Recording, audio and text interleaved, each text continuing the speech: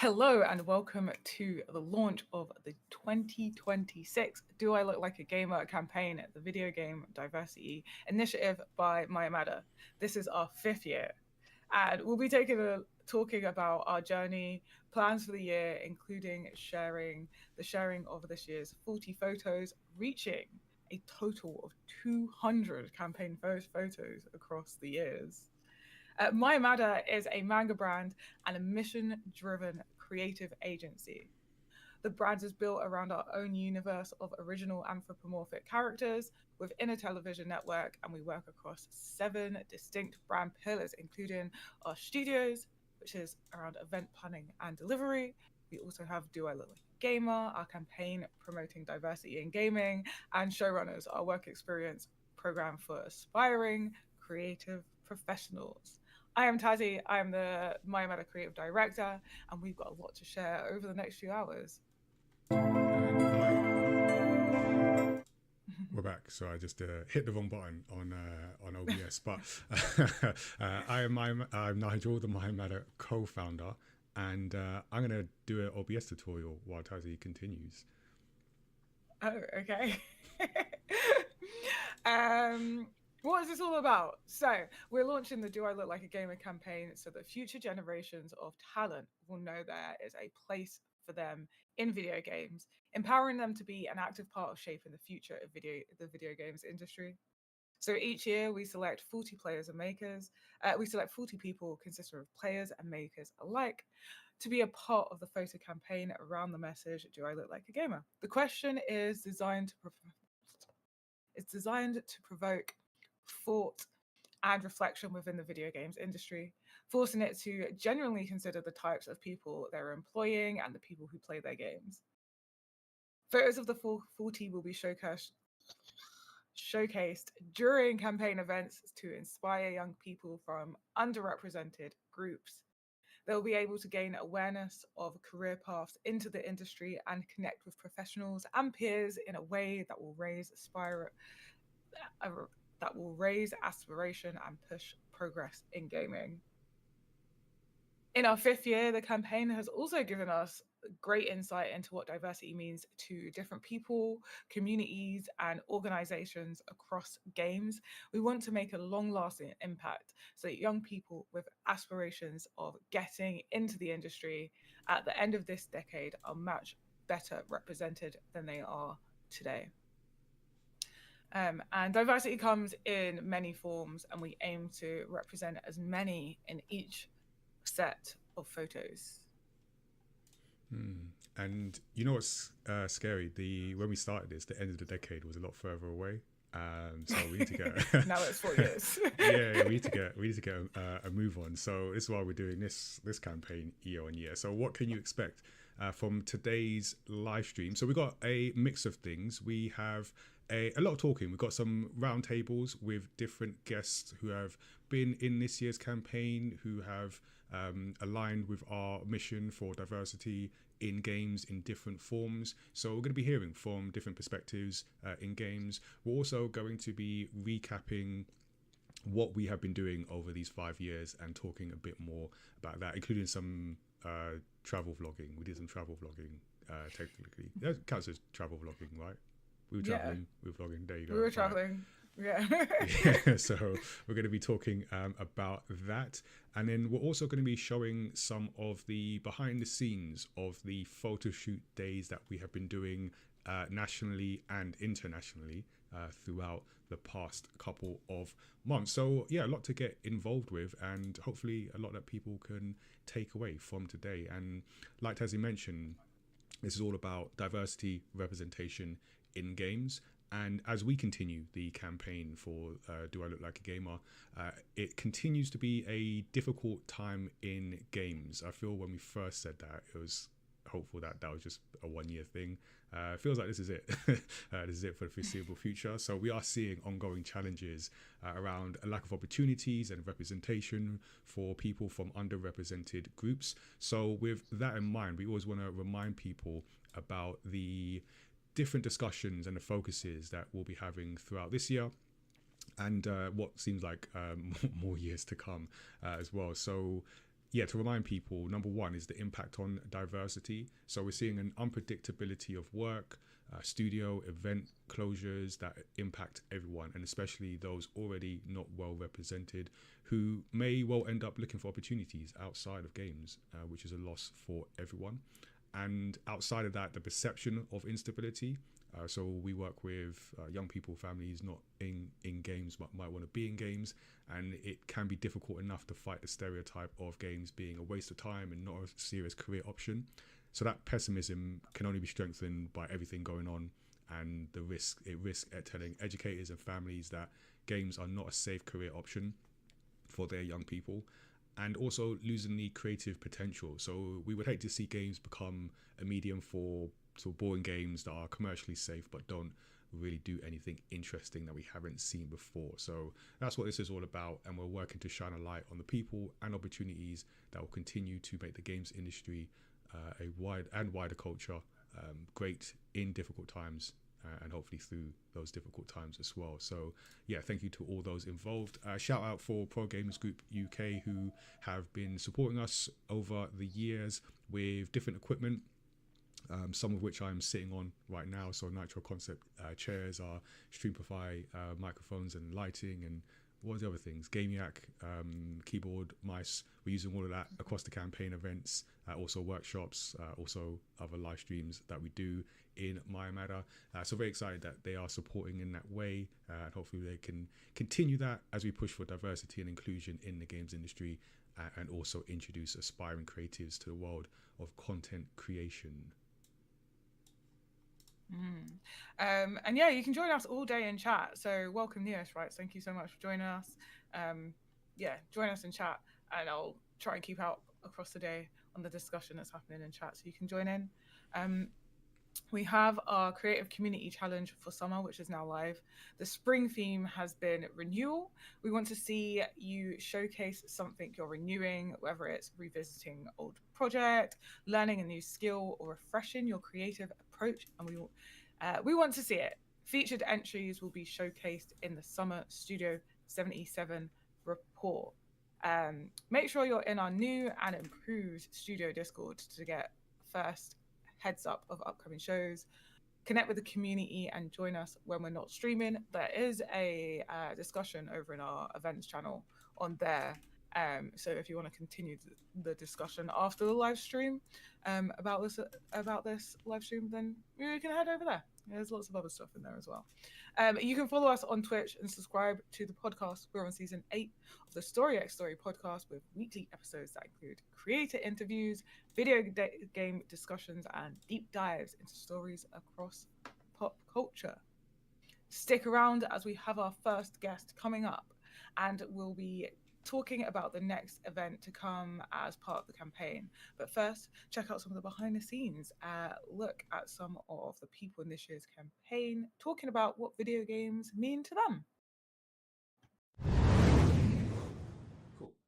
All right. Ready? Yeah. I don't know why I had to move my feet. Hang on, no. Yeah, I wish I Yeah, now I have. Yeah, that's ready. That's ready. What's the game that got you into video games? I gotta say maybe Pokemon Blue.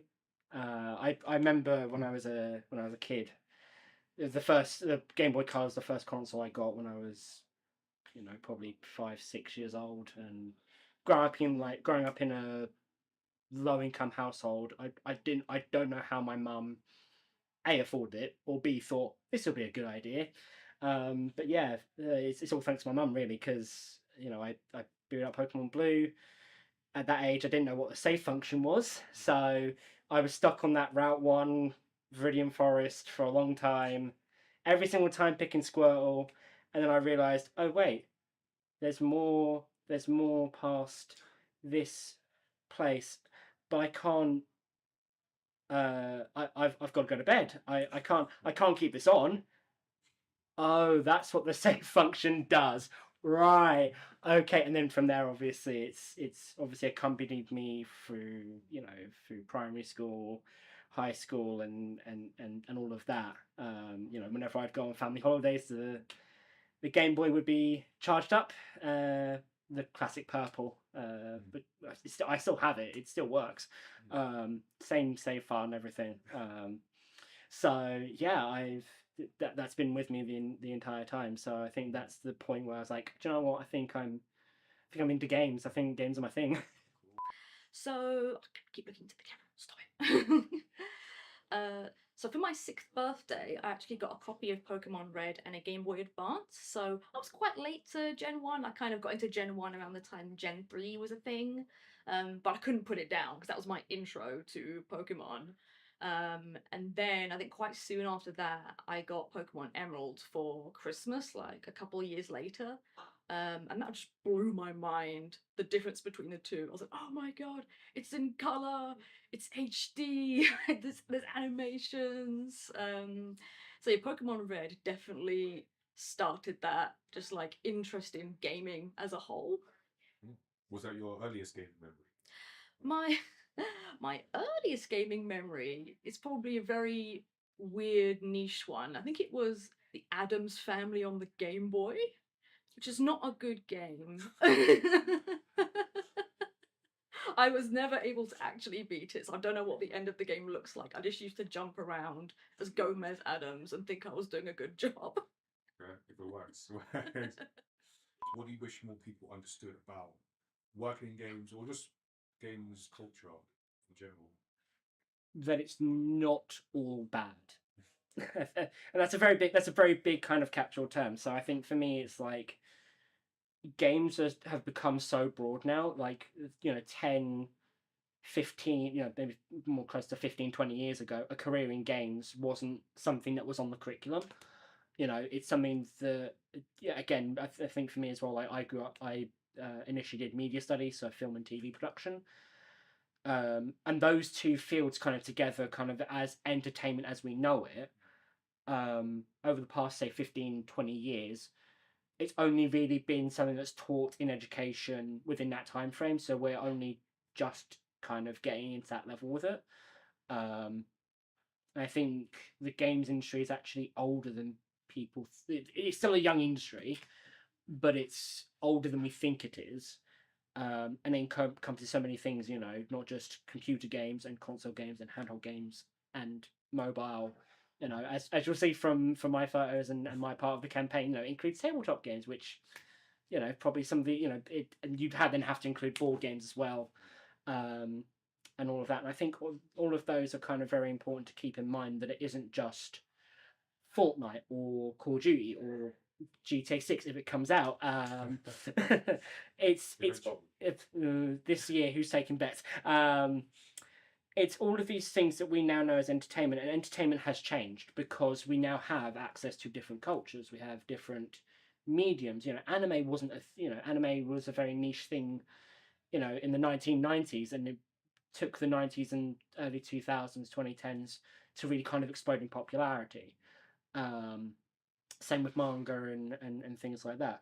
So I think entertainment, including, you have to also include Twitch in that, and live streaming and YouTube and all of that. The industry, the creative industries, which include games, it's become massive, but yeah, at the same time, it is, games as a whole is the most profitable, or is the highest grossing, something like that, medium of entertainment, and yet we still have this, at the moment, as I alluded to, we have this massive shock in the industry where actually this might date when we're recording this, but Epic, the Fortnite team over there, they've just made redundant 1,000 people. So if the biggest game in the world, if one of the biggest games in the world can decide that 1,000 people's jobs are needing to be cut just to keep things afloat, then what does that say? What is that saying about, not just the state the industry's in, but also where we're going and how we can make it right? Really. Long question, long answer. The game that got into video games.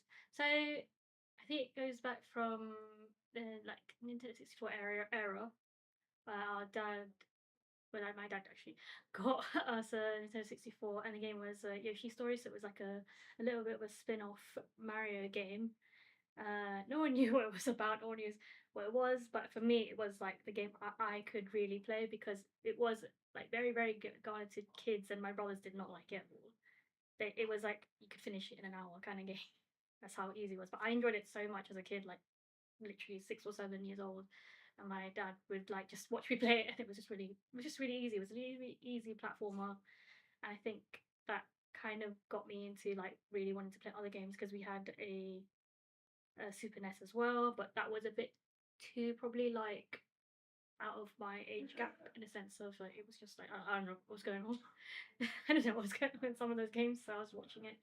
But that was like a really easy way for me to get into games, I think. Yeah. Okay.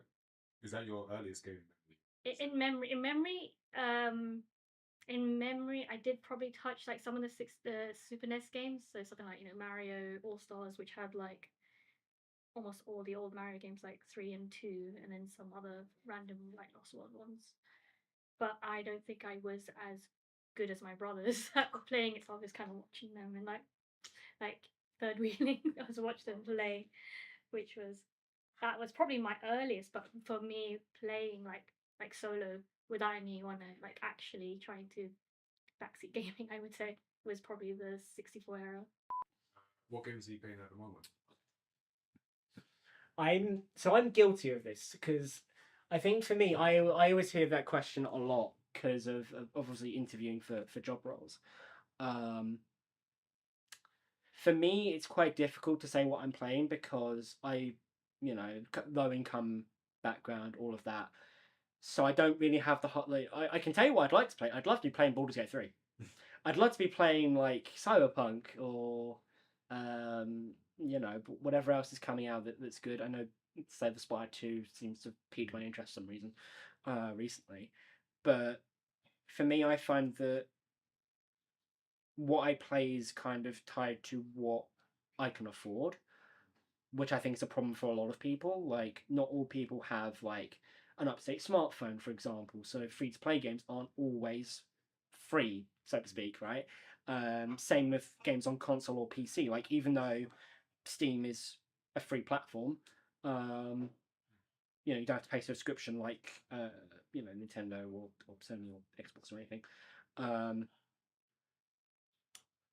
Free-to-play games still require time or your machine to be good enough. So I think for me, to answer the question, like I've been playing a lot of Destiny 2, which is, some people say it's a dead game. I say you're not wrong, unfortunately. But only because it's been a big part of my life for the past 10 years. It's at the moment it's somewhat free to play, but then I buy the expansion, so is it really? It's more like an MMO.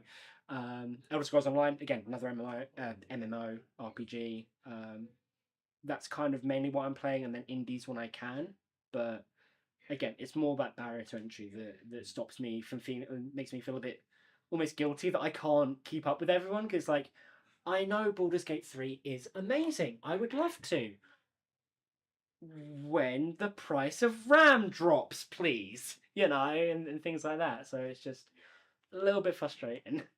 Yeah, same. That's a real problem. That's why I play tabletop games. All you got to do is have an imagination, a set of dice, and you're off to the races, baby.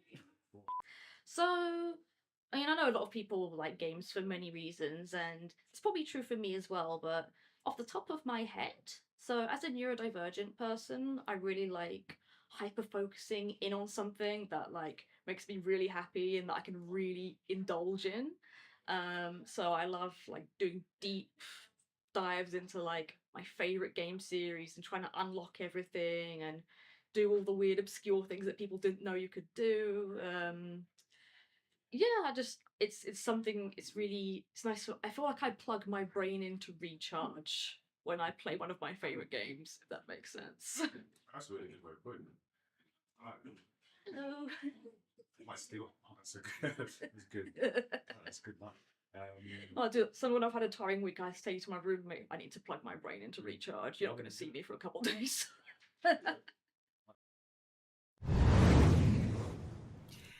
If you are just joining us, welcome to the 2026 launch of our Do I Look Like a Gamer representation campaign. It's our 5th year, and we'll be sharing this year's 40 photos, reaching a total of 200 campaign photos across all of the years. We're continuing the push for diversity and inclusion in the video games industry and wider culture in what is now a yearly initiative, building on the work that we've done each year and making an impact on future generations of diverse talent. I am Tazzy, creative director of My Matter, and we're into our next segment of the day where we are joined by Dan. How are Hello. you doing today? Hello, how are you doing? How is chat doing? Hello, chat. Hello, YouTube, and everyone that is going to be watching this in no doubt the 20 years to come, I expect, somehow. Yeah, there's gonna be people in the future being like, "What is this? Who are these? Who are these people?" What What do you mean there was a lack of diversity? Yeah, That that's doesn't the make utopia. sense. what I'm really hopeful for is like there's going to be like in 20, 30 years time, whatever it is, I'm going to be standing, maybe not on my deathbed as such, but like someone's going to be interviewing me and going, "What did you do with your life?" And then this video is going to come up as part of some kind of montage, Archive footage. Exactly. Like, what was Finch like when they were young? Really? Okay. Yeah, that's that's true. We are creating history. So this is like just escalated now, but it's like someone could dig this up and be like, like you say, Tazzy, what do you mean there was a lack of diversity? We solved that, and we also solved flying cars as well. I wonder which one will come first. I'm hoping and putting money on diversity. To be fair, though. I don't know if 1:30 in the afternoon on a Saturday is really time for philosophy, but that's what I'm bringing to the party, apparently. Always time for philosophy with Maya Matter. Yeah. Philosophy with Maya Matter, new segment. I'll host it. Yeah. So you help out with events and a Discord community at Outmaking Games. What made you want to build spaces specifically for LGBTQI plus games industry professionals? Yeah, so I think if I can expand on that a little bit, like I've been part of like a range of different kind of communities that serve or help to represent like underrepresented people in the games industry. I've started with indie game developers. I've moved on to people with ADHD in the games industry, paying attention. I'm frequently as part of Limit Break as well, though not formally. I'm just a mentor, mentee, even looking to be a mentor. And for me, Outmaking Games is another step on that, because I definitely I'm going through a bit of a journey myself relating to, LGBTQIA plus issues and things like that. So I think for me, it's important to kind of, especially with what's going on in the world, kind of generally around multiple different diversity initiatives. There's definitely a intersectionality there, and I think it's just important to definitely, like, on a kind of grassroots level, like, understand that our differences can mean there's commonality, and I think for me, like, providing those spaces where people can, yes, on one hand, process what is currently going on in the world, but also have that space of like, okay, I want to just celebrate what it is that makes us all unique. I think that's a very, very inspirational thing to have as a community manager. Like, it kind of reminds you the whole point of community is to connect with other people, especially when, again, initiatives are being rolled back. Our cultures, be that from race or religion or gender and things like that, all those cultures are becoming somewhat homogenized, villainized, whatever you want to label it. So, from a very visceral or very basic standpoint, having those communities is almost an act of rebellion, but in joy and in celebration, not in violence. It's creative rather than destructive. No pitchforks yet. No, not yet. I love that, like the idea of it being an act of what did you call it? Sorry, an Act of rebellion. A rebellion. Yeah. But creatively rather than destructively. Yeah, I really like that, and just like celebrating everyone's differences.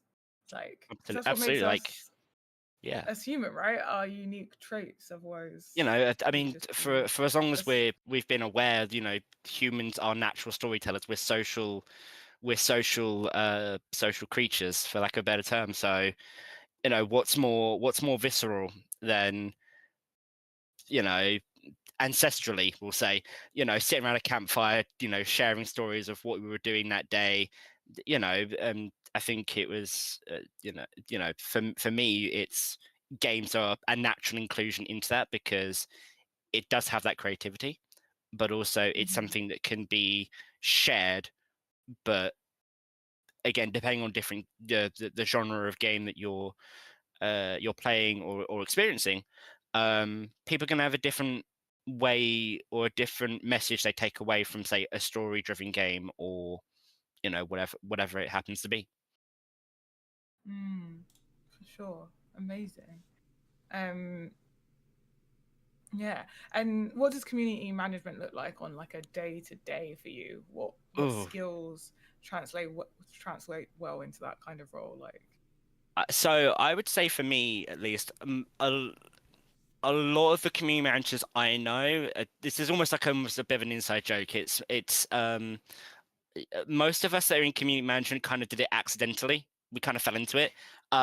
You know, if you're someone that's in school or in university, and you're running social clubs, or you're the person that organizes your friend group to go out and, you know, whatever it is kids do outside nowadays, if they go outside. You know, for me, it was very much, I'm a natural organizer. I definitely want to bring people together if I can. And I think it's that kind of experience that's driven my professional career in a way. Because obviously, community management overlaps with like marketing and PR and those kind of sections. But really, being a community manager is, you'll quite often hear the analogy of community management is being a bridge between players, or, you know, players and community members, and, you know, a development team of some description. Like, you're the messenger that's, you know, passing messages from the community of like, hey, can this certain thing, you know, this item feels overpowered, this weapon feels overpowered, this ability feels overpowered or underpowered even, or whatever happens to be. Can we get that changed? Can you pass that on to the developers? And it's that bridge that creates a conversation, which is what community management is. But at the same time, it's, how can I keep I'm trying to find the words here. How can I keep my community happy? How can I ensure that what it is that I'm being a steward for, in the sense of being a steward for like a live service game, for example? How do I ensure that these people are going to be playing this game and sharing stories and creating things, you know, like fan art and things? How do I encourage that to happen?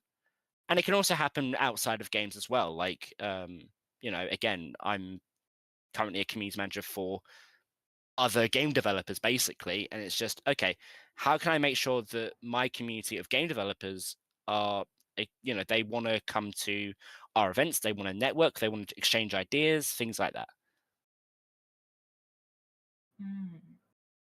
and yeah, that's really insightful and really cool. Yeah. What's been like You're one of making the us main think. challenges Like, that yeah, I'm like Still- mental yeah, note What are we taking. doing? good perspective. Like,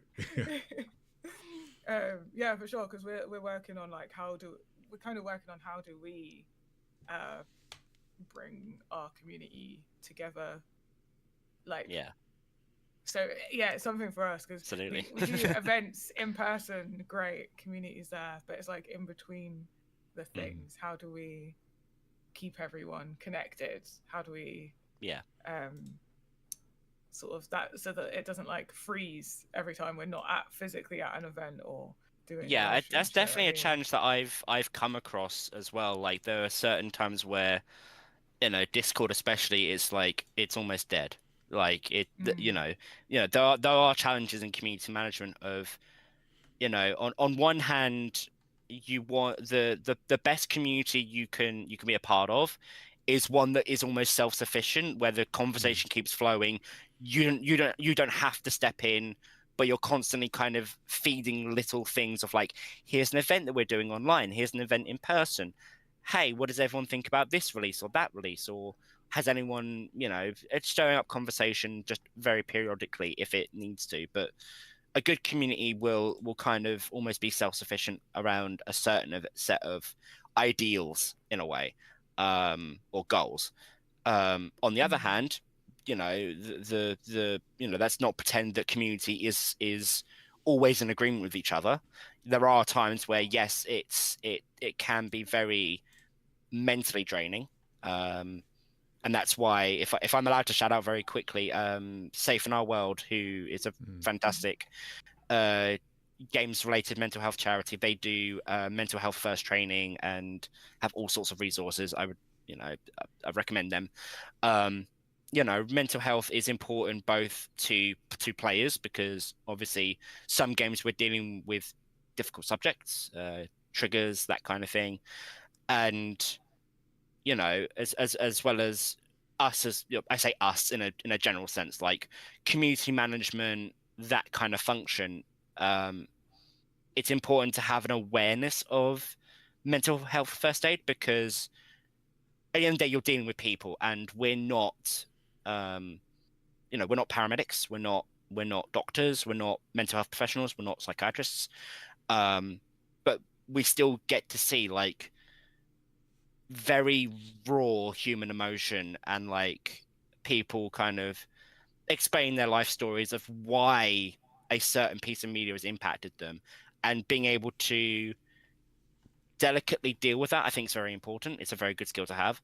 As well at the same time, you have to know conflict resolution. Have to know how to de-escalate. You have to know how to kind of trust your gut on things sometimes.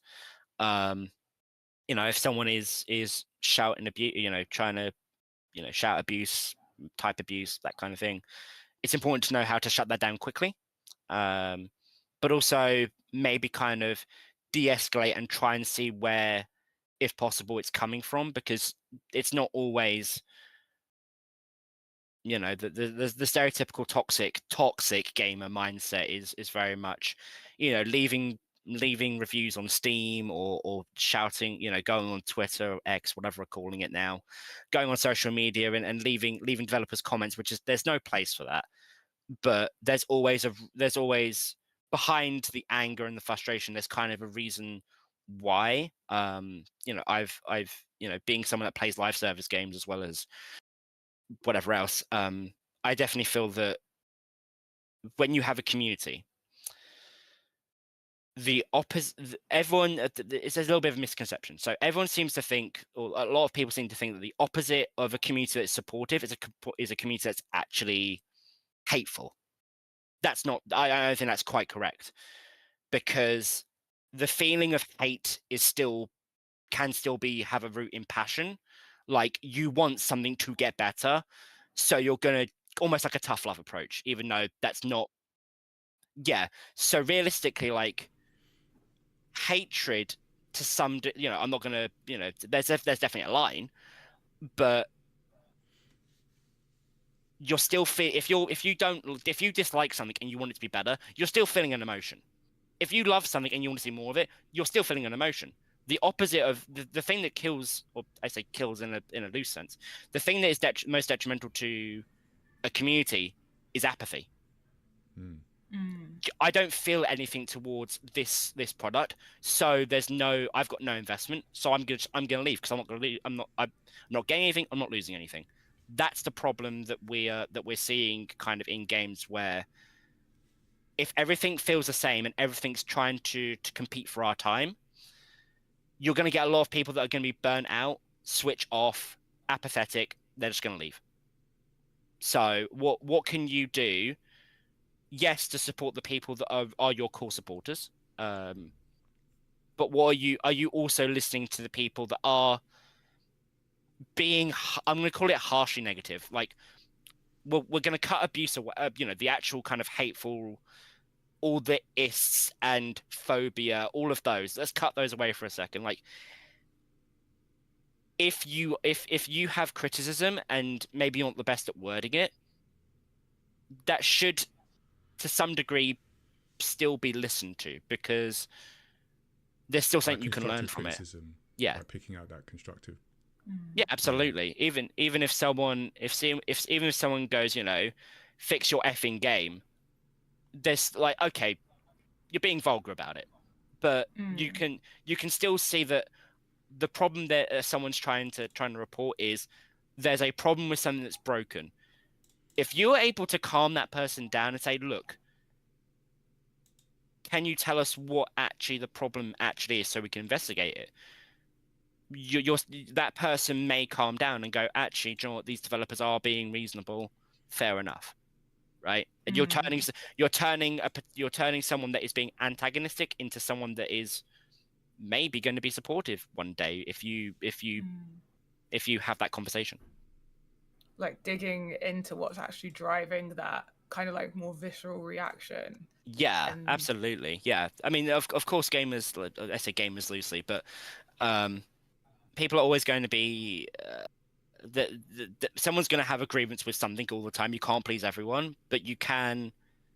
It's picking and choosing your battles at the end of the day, in a way, and just seeing what is actually a problem that we have to report to a developer, and what is something that we can go, okay, maybe calm down, take a step back, come back and say maybe a couple of days and see. Like, I definitely get that sense of people who play looter shooters or anything that has kind of a random element. That's definitely one of the major genres where I think that can be a bit of a pain point. It's like sometimes the luck isn't in your favor, sometimes it is. That's just the nature of things. Sometimes we're not gonna prioritize one person's account just because they've complained about it.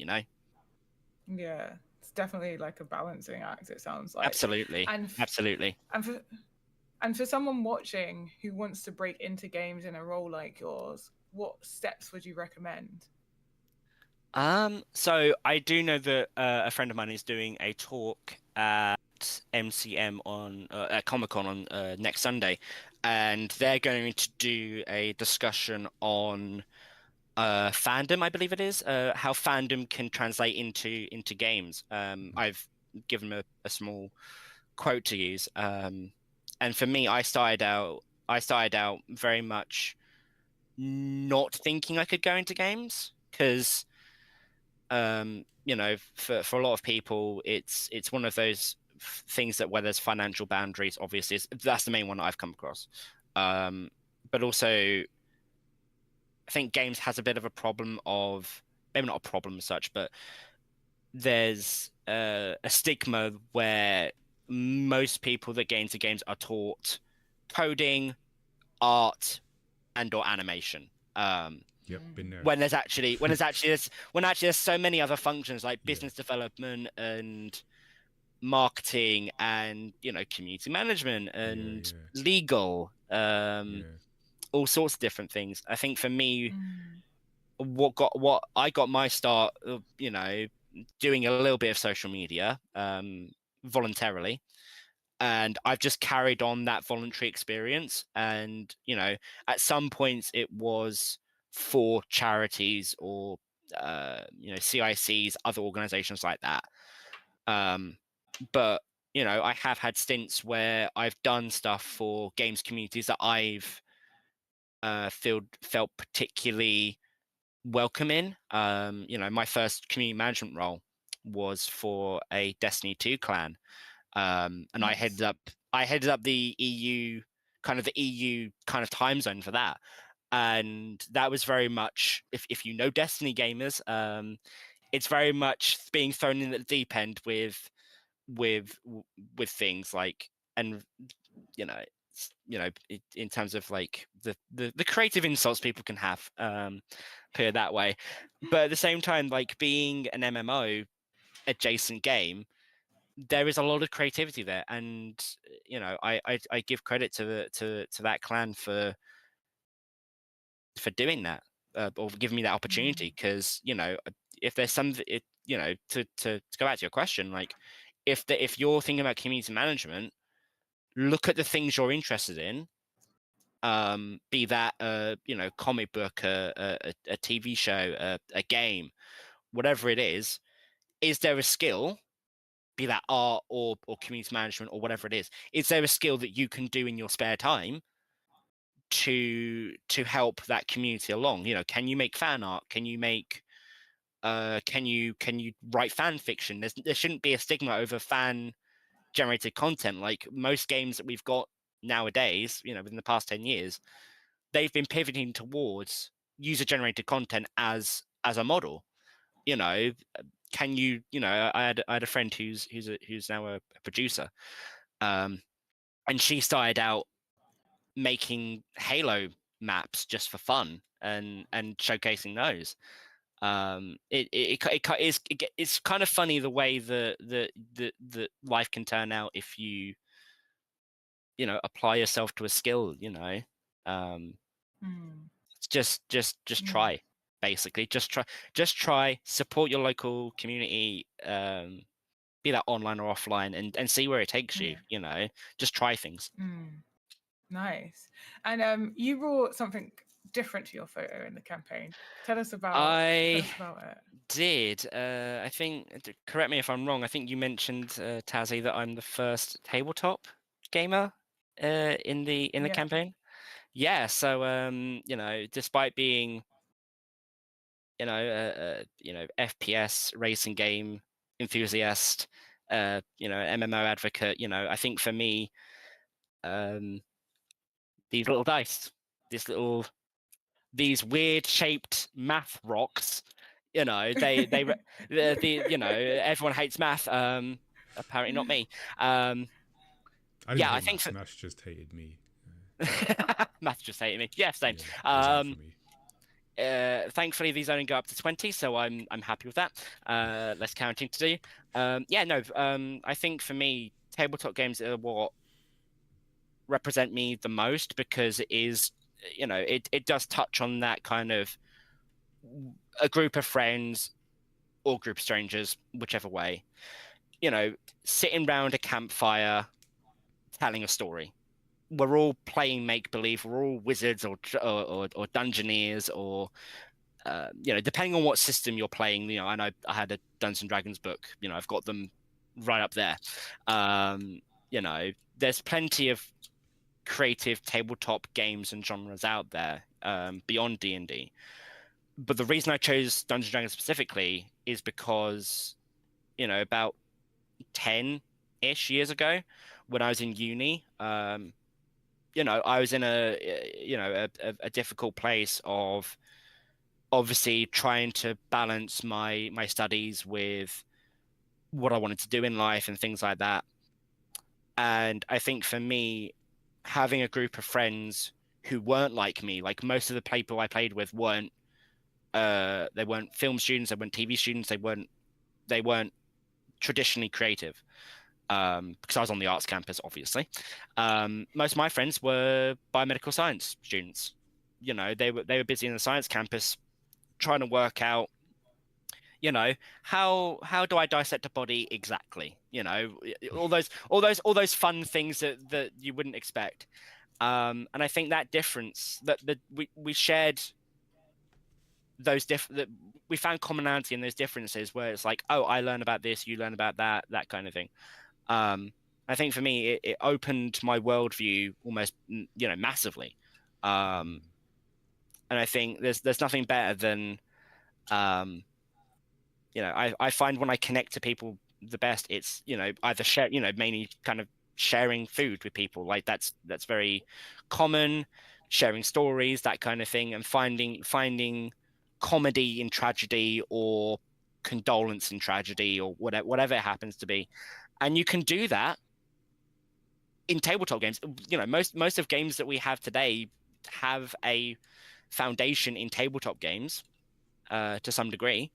I think it's just the natural creativity that comes from tabletop games is what it's almost me in a nutshell, really.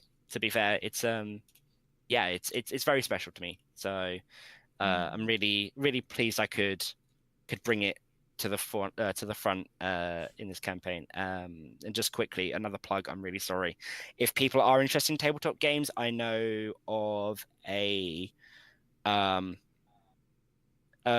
games reviewer by the name of I think it's Quinn Smith, Quinn's Quest on YouTube, and he does some very creative, if not a little bit unhinged, reviews of different tabletop games. He's been in the business for a while, so yeah, I definitely, if you want to take a trip off the beaten path of D&D, then give Quinn's a watch for sure. He's definitely opened up my eyes to a few systems like Lancer and Slug Blaster, and I can't remember his most recent video, but his most recent video as well was very interesting as well. And what game has had an impact on you recently? Well, it's not, unfortunately, it's not a tabletop game, because the double-edged sword is, it's great as long as you can get people together, and people have work schedules. It was fine. It was fine in university. We all could have stayed up until 11 at night eating pizza, and we had 10-hour sessions because we didn't need to go into class until the next day. Yeah. Can't do that in real life, unfortunately. If anyone's in university now, just like appreciate that time, because life isn't like that. And, absolutely. I think to enjoy that. I think to tangent a little bit, for me, the value I got of it out of university wasn't as much the degree that I did. What I appreciated and found value in the most was the personal growth that I had in university. Again, meeting different people from different cultures, different backgrounds, different circumstances, and kind of learning that introspection of like, oh, I now have words for something that I felt because someone else has felt the same thing, or, oh, I didn't know the world could be like that. That seems interesting, if different. So yeah, if you're paying $9,000, circling back into community. Exactly. It's all a web. Full circle. It's a full 20-sided circle. But yeah, sorry, remind me of the question. What game has had an impact on you recently? Recently, to be honest, I've not been playing many games recently. To be fair, that's because I've been very busy with my work, with my job, community management, helping with this campaign, all of that good stuff. If I had to pick, I hate to say it, but I'm kind of stuck in my old ways of like, I'll play the same few games. Destiny 2 is one of them. Elder Scrolls Online is another one of them. Just because, again, accessibility and especially financial and social mobility is a problem for sure. I think, even though it's not affected me, and I've not been recently, I think we need to I think it's fair that we could shout out the arcade scene, like arcades in general. Like, I think for me, like, with the importance, obviously, of grassroots initiatives, don't forget that, a lot of esports scenes, I'm thinking of like Evo, the fighting game tournament. Okay, great. We know that happens in Las Vegas every year or so. Don't forget there's local tournaments for that. Fighting games started in the arcades. DDR, and other rhythm games, they started in the arcades. Racing games have all sorts of different representation as well. Also, card games. Magic the Gathering is arguably one of the big three. Every Friday, as far as I'm aware, every local game store that I know of on a Friday night has Friday Night Magic, which is just a gathering, pun intended, of people that play Magic the Gathering. You know, you've got all sorts of different card games. So that, you know, Pokemon trading card game, the One Piece, One Yu-Gi-Oh. Piece. Yeah, you know, there's all sorts of games out there Yeah. with Mm. grassroots communities, and I think those are so important, because while you do have while big AAAs are obviously important financially for the industry, Mm. smaller, you know, whether that's arcade, card games, tabletop games, or there was a fourth one I completely forgot. You know, smaller and more personal experiences, I think, are incredibly keeping to keep a hold of, for sure. Yeah. Brilliant. Well, thank you so much for joining us today. Just going to Thank take a you. moment to tell you about one of the events that we have coming up, which is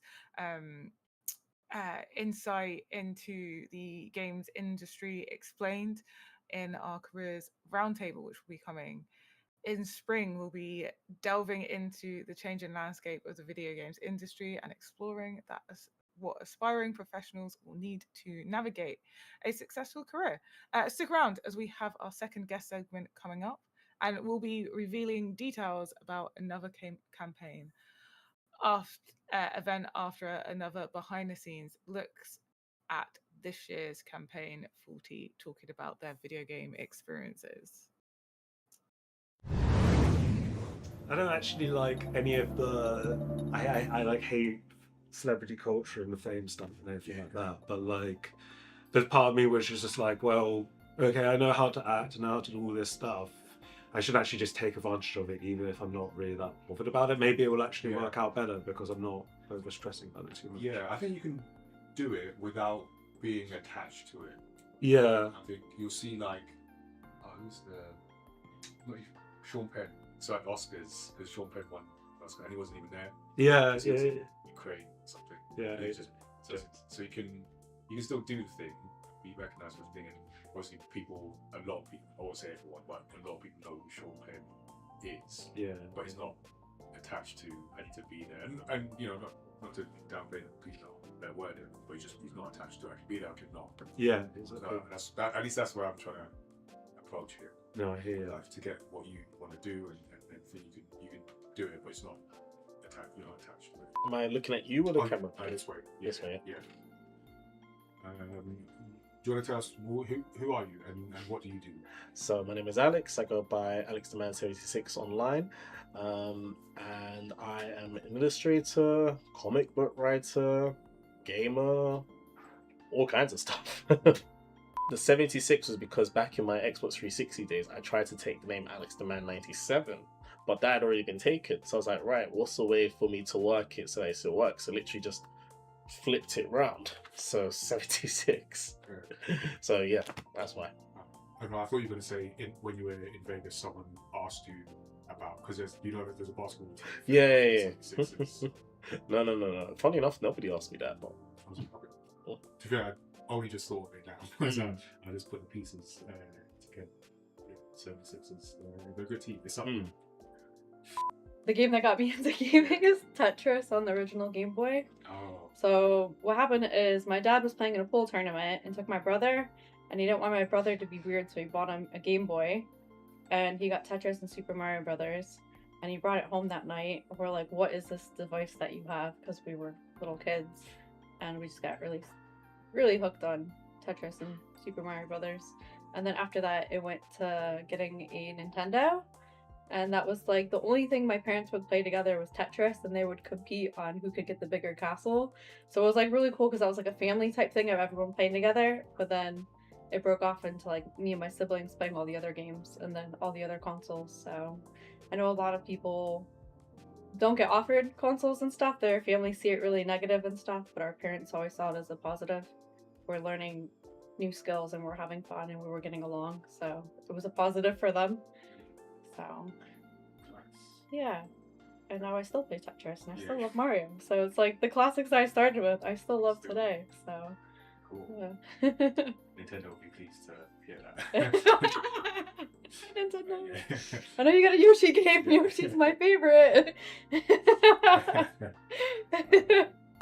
what would you say is the game that got you into gaming? This is a tricky one. I was looking at that before, and I think it would have to be probably The Prince of Persia: The Sands of Time. That was a game that I got with my PS2 that was given to me by my brother in I think 2001, and I remember like booting it up and playing it for the first time and just thinking like this thing is incredible. It was just this incredible mix of like storytelling and interesting gameplay, and it just made me think that actually games could be this thing that like rivals films. It's something different from film. The interactability, the fact that you could kind of choose the way that you approach things, it just felt something completely real. And you know, I've never seen anything like it ever since. And is that your earliest gaming memory, or? Either that or PlayStation 1, Crash Bandicoot, Spyro, Final Fantasy VI. The problem is I never had a memory card for my PlayStation. So I had to like play the beginning levels again and again. And I would like go through, I think, the first level of like Crash Bandicoot like 15 times until I was really good at it. And I would just like run out of time because I had to go and have dinner. And I would start again from the beginning the next day. So some weird memories there. Yeah. A big time loop sort of theme. That's funny. Like, yeah. Motivation. Yeah. Like, it's a lot of work. It is. So I was probably like everybody else. You go to like your 9 to 5 every day, and you start feeling like, why am I going to this 9 to 5 every day? It kind of feels like a bit of a trap. It's a bit depressing. So you're looking for like a hobby as an outlet. And people were mentioning Twitch to me, but I had never heard of it. I was like, what is this Twitch thing? And then I first was like, that's kind of weird that people watch people play video games on the internet. And then I looked into it and I was like, if they can do that, like I can do that. I was like, all right. And then I just studied like for the next 19 hours straight. I literally just like read everything I could about like Twitch, OBS, and just like watching YouTube tutorials. They weren't really good back then, and that was only in 2019. There'd be like a couple of them out there from like a few people, but there wasn't that much of a variety of what there was to learn from. And I would have to loop it back so many times. I might spend like 4 hours just to figure out like one little thing to do, and it was so frustrating. But when you get to work, it was like finally so relieved. It was like, I'm not gonna eat until I get this done. I didn't realize how much time was passing and why I was like starting to get moody and stuff. So yeah, when people mentioned Twitch, I was like, okay, let me try that. I was like, I went to school for communication, so I was learning about talking people, media and stuff like that. I was like, this kind of actually brings it together versus like what I was doing. So I was like, oh, I'm gonna go for it. You get to be your own boss. Which is good and bad. Yeah. You have a never-ending list of things to do. You have to just keep reprioritizing where things are going on that list, and sometimes you never get to things that you really want to do as well, but like one day. So What's been a common misconception about being in games, working in games, even playing in games that you've seen? Well, there's the typical one from a lot of people who are unfamiliar with the landscape, which is like, it's not just about playing games. In fact, it's so funny because I think games and making games and even playing games professionally, they can have so many different skills attached to it. When you're thinking about making games, you're thinking about 3D art, you're thinking about programming, level design, architecture, interior design, history, architecture. Any set of skills can be brought from games, but also just playing games professionally can be can bring about a whole set of skills itself. You can learn how to broadcast live on stream online. You can create your own brand. You can learn the basics of graphic design, audio mixing. You could start off making a name for yourself, recording live game tournaments, and you could end up being a focus puller for Sky. And I've seen that happen in university courses. And I think that's really fascinating and really powerful. And I think a lot of people, even though they started off their journey in games, they forget that actually they can use some of those skills in the outside world for a wide range of use cases and scenarios. Simply being able to manage a community on something like Discord, an online platform, can really put you in a good standing for a career in the digital landscape that we find ourselves in. And I think that's really interesting and powerful, and I don't think that's talked enough about, really. I mean, I've been gaming for as long as I can remember, because I mean, I grew up playing the PS1. It's like the first console I had when I was literally, some of my earliest memories of playing the PS1. You know, playing like Buzz Lightyear, Star Command, Treasure Planet, Crash Bandicoot, all kinds of games. But I think the game that really got me invested in it was a game called Tatsunoko vs Capcom, and that's also invested in the fighting game community. I remember reading a old official Nintendo UK magazine back in the day, scrolling through it, and near the back there was a whole section on the game. I remember seeing the artwork based on the artwork of Shinkiro, seeing all these bright, bold character illustrations, seeing the gameplay. Something about that really struck me, and I remember I either got it for my birthday or Christmas, but ever since then I've really been invested in the gaming industry, especially the fighting game industry. And you know, and that's also where I got my passion for my artwork, my illustration. You know, I wanted to create work that, first of all, I was passionate about. I'm passionate about comics and such, and also, you know, something that is bold and colorful that people really resonate with. And I've admired the art ever since. The artist Shinkiro, he's a legendary artist who's done loads of stuff: Street Fighter, Fatal Fury, and I had the honor of meeting him last year in America, which that truly was like one of my greatest moments. So yeah. So the campaign's all about like challenging the negative stereotypes. Yeah. Around the word gamer, like who's making games, who's playing games. From your perspective, what does the word gamer mean to you? For me, gamers basically everything, because gaming is like the digital games, like video games, like PC, consoles, Game Boys, tablets, but then it's also like board games or playing cards, and then it's also like if you're gonna go play tag or some kind of game like that, or like D&D. So everything's really gaming, and you can make anything into a game. So whoever has the most sales at work, that's a game. So anything can really be a game, and gaming makes gaming makes learning fun, and you learn more when you're having fun. From your perspective, what does the word gamer mean to you? I'd say the word gamer means, I guess it's really anyone who likes to play a game, whether that be card games, board games, tabletop games, competitive shooters, RPGs. And I think the beautiful thing is that actually, even though there are so many subcultures within games, we can all kind of find ourselves in a shared identity, and there's something really powerful about that.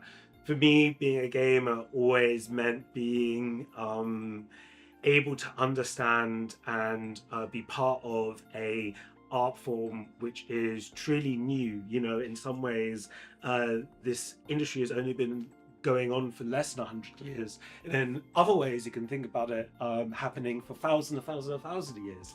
And that's really interesting. It's this weird amorphous thing which shifts and changes, and every time you try and pin it down, it changes slightly. And I find that really fascinating, and there's something really unique and special about that. And I want to be playing games for the rest of my lives. I want to be thinking and talking about games for as long as I live, and that's a really important part of my identity. And I think the way in which games has changed as an industry has been really fascinating as well. I remember when I was a kid having an argument with my dad in front of the Olympics, where he was arguing that video games would never be a real kind of sport, and I would say that they would. Look at me now. Yeah. I'm now teaching professional esports, and I think I actually got my dad to act as a consultant on a game that I played once, which was really awesome.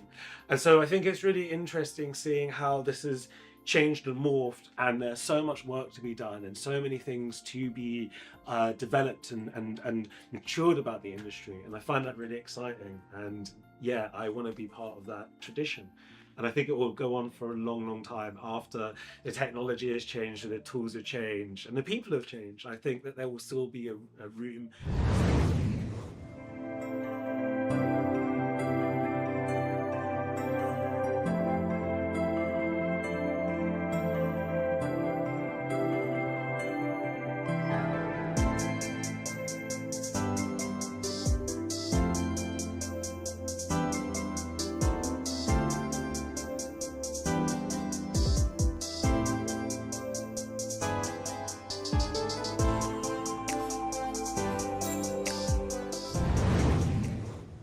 If you're just joining us, welcome to the 2026 launch of our Do I Look Like a Gamer representation campaign. This is our 5th year, and we'll be sharing this year's 40 photos, reaching a grand total of 200 campaign photos across the years. We're continuing the push for diversity and inclusion in the video games industry, as well as the wider culture, in what is now a yearly initiative building on the work that we've done each year and making an impact on the future generations of diverse talent. I'm Tazzy, creative director of Maya Mada, and we're into our next segment of the day, where we are joined by Simone and Ivan Phillips. Welcome, both of you. How are you both doing today? Yeah, doing good. Yeah. Yeah, no, good to have you both, and interested to hear your perspective, because I feel you've both got different perspectives on game design. It'd be interesting to like contrast and compare. Definitely. And yeah, and I mean, Simone, I want to start with you because Sure. it's very interesting what you do. Do you want to explain what you do? It's partly for my benefit as well. But Yeah. Of course. So, I'm an interdisciplinary artist, working across stage and digital arts, and game design. So, I guess to kind of explain what I do, there's quite a few different areas that I work in. So, specifically with game design, I tend to merge game interactivity in live spaces. Um, Also working with performers and dancers in stage shows, essentially. So I'm really interested in merging different art forms together and what those kinds of experiences can do alongside that interactive gaming experiences where audiences play games together or solo, depending on the project. Um, Aside from that, I'm also a director, a stage director, and a circus performer. So I've had about a decade of experience performing on stage, directing, and in 2019, I started shifting over to game development, and yeah, just making experimental indie games myself or with other collaborators. So yeah, that's probably a good enough summary of what I yeah, no, do. that's cool. I knew there was circus in there somewhere, so that's cool. And Yeah. because you come from like a, I guess, performance background, and Yeah. Ivan, I guess you come from an educational background on games. Yeah. Do you want to talk a bit about what you do and the types of people you work with as well? Yeah. I'm Ivan. So I work as my title, my day job is esports and game design lecturer. So I lead the program of a couple of esports courses, and also teach on game design. And I am helping teach a undergrad game design course next year, which is really, really exciting. So I work in a college in Southeast London. I think I can probably talk about it a little bit. Yeah, it's called South Bank Technical College. So as it's a technical college, most of our courses are designed around kind of practical skills and developing a sort of professional practice within either like media or games or esports. And I was talking a little bit earlier about this. I was sort of saying, well, it's kind of interesting because this job, it's my first year doing it, and we're just going through sort of exam and sort of project season. The students are finishing off their final projects, they're taking their exams, etc., etc. And in some ways, that's kind of taken over my life for the last couple of months. And I think it's interesting because even when you're designing a course, there are so many elements which can be looked at like a game. You need to think about the routes in which students will take. Are they people who are really interested in the 3D art aspect of things? Are they interested in programming, now to design, sound? How do you kind of guide them and shape them positively through this experience? As I'm sure all of you know, game design can be quite sort of intimidating when you first start. So there's not just about kind of thinking about what route they want to take, but actually how you guide them through that route. What do you signpost? What are your yellow barrels when it comes to education? What are the things do you want to kind of like a highlight, and then what are the things that aren't that important? I had a fascinating conversation with one of my colleagues at the beginning of the year, a gentleman by the name of Jez, and sort of talking about how the technology of making games and making interactive experiences is always going to change. The tools that you use are always going to change, but there are underlying principles, ways of thinking, ways of experiencing games, which are kind of like universal and can be used again and again. I think that's really interesting, especially when you take students who their experiences of games might be just like FIFA and GTA, and then you can show them those. Yeah, and then you can show them that there's a wide world of kind of different types of experiences, and that's actually why I'm really excited to talk to you as well, Simone, because I think that would be great to get your kind of perspective on that. And interactive theatre, interactive performances, I think is like almost like that next kind of generation of kind of interactive experiences. Yeah, and I just want to say briefly, it's so interesting how your game design brain also sees the relationship to actually designing a course, because I see that with directing stage shows when because some of the shows that I work on have technology, some are very stripped down and just dance or circus, and I feel like the way that those shows are directed and designed essentially have so much relationship to game design. Even sometimes the performers, while the audience may not know, they might have a game between them that has these rules that is set in the choreography.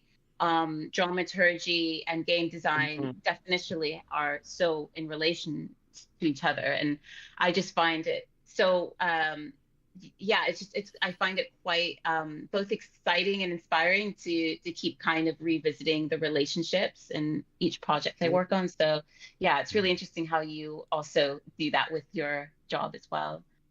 And from your go ahead. No, I was just going to sort of say, I think one of the things that I think is really important with all of this is sort of like I came across this idea of like the magic circle back when I first started to kind of like look at games and educating myself about games, especially on my master's at Goldsmiths. And I think that's a really interesting idea of this kind of like magic circle, this kind of area in which there are imagined rules which are used for and that I think exists across all kinds of different kind of mediums and areas. I think that's maybe one of the ways in which we can kind of look at that base level of what is play, what is a game, what is interactivity. That's cool. I feel like I'm in a lesson. Like I'm should have. Where's my notebook? Right? I'm just gonna like pick both of your brains here. I mean, like Simone, because you that performance background, and I imagine I'm gonna sort of Ivan, for some of your students, I'm gonna generalize, but I feel it's gonna hit some of your students where they feel games are just the mechanics. So Simone, what do you think people miss? And even both of you can chime in on this, but what do you think people miss when they reduce games and game design to just the mechanics? Immediately I think about the emotion That's at least something I tend to have a focus on when I'm designing something. I like to think about emotional design and the experience for the player slash audience member, and how yeah, and I guess like to maybe sort of add to that, I feel like there's or could I really say much more? Could I leave it there for a sec? Because I feel like Yeah. I just Yeah, want to yeah. stick with emotions. Yeah. No, Yeah. that's a good point. I don't know, Ivan, you want to add? Mm. Yeah, well, I agree with this point about emotion. I mean, I think for me, so again, the education experience, like I think some of the younger students, when we start to introduce them to game design and game development, we kind of ask them in that initial ideation stage to think about the things that have influenced them. What are their favorite games? But not only that, what are their favorite movies? And what made those interesting? And I think, and this is like at the core of being an artist. And I think it's a really hard question, but it's kind of like central to anyone who wants to work as an artist, which is like, well, what motivates you? Are you interested in exploring a particular emotion? Are you is it important for you to try to express something you experience in your life, or is it different from that? Are you really interested in a specific topic or a particular genre? And I think the students and the people that I've seen so far who have the kind of strongest, or rather, I guess, the most full kind of picture of what they want to do are the ones which kind of like have a very kind of solid idea of that emotion and that theme. It could be just about sort of like trying to capture a particular emotion. It could be about trying to sort of take homage to, or even just copy something that's already existing that they know very well. And there's a real beauty to that. And there's something really interesting about this kind of like copying as a form of sort of like prestige or a sense of like almost honor. I guess you can learn from it as well to a certain extent. But yeah. And you learn aesthetics from that, and like it's so funny. So many of those kids are still so sort of like into Roblox and those kind of games, and you see them kind of like making. There's this one kid who's making like a recreation of like a old animated show, and it's like really, really articulate and sort of detailed, and you just sort of think like, gosh, yeah, you've been watching that your entire childhood. Of course, you're going to like make that into your project. Yeah, that's brilliant. It's interesting because yeah, just hearing you talk, Ivan, I don't a lot of the conversations I have in the spaces that I show my work, because I'm in more of maybe the experimental or immersive interactive spaces rather than maybe traditional games, but not always. But a lot of the conversations I have are more about associating games to genre versus mechanic, at least I would say. And I guess what I have found, conversations that I've found quite interesting are people who may come to these to an experience I've made, or collaborators, or another show, and I guess it's been more eye openers of the potential of what games can look like, and just how experimental and vast that definition can be. And so, for example, even myself, I'm constantly feeling challenged in that. And last year we had a game jam. So I'm in collaboration with Live Art Development Agency, and we occasionally host events that bring together live artists and game developers and creative technologists together. And we had a game jam, and it was interesting. Some of the conversation we had was very much about, what is a game, what is play, what is playfulness, and we were bringing up ideas and challenging each other, and it was, I mean, immediately quite clear how though everyone in the room plays games. And yeah, we all just had our own definitions. Does a game need to be fun? I don't think so. You don't think so? Um, Well, yeah. I don't. Yeah. No, I think you're right. I was gonna say, isn't that the point of a game? And then immediately thought of The Last of Us part. Which is not fun. It's a great, I think it's a very important game, but it's not fun. It's not a fun game at any point. And I mean, like on that, hearing the different aspects, particularly like genre and themes.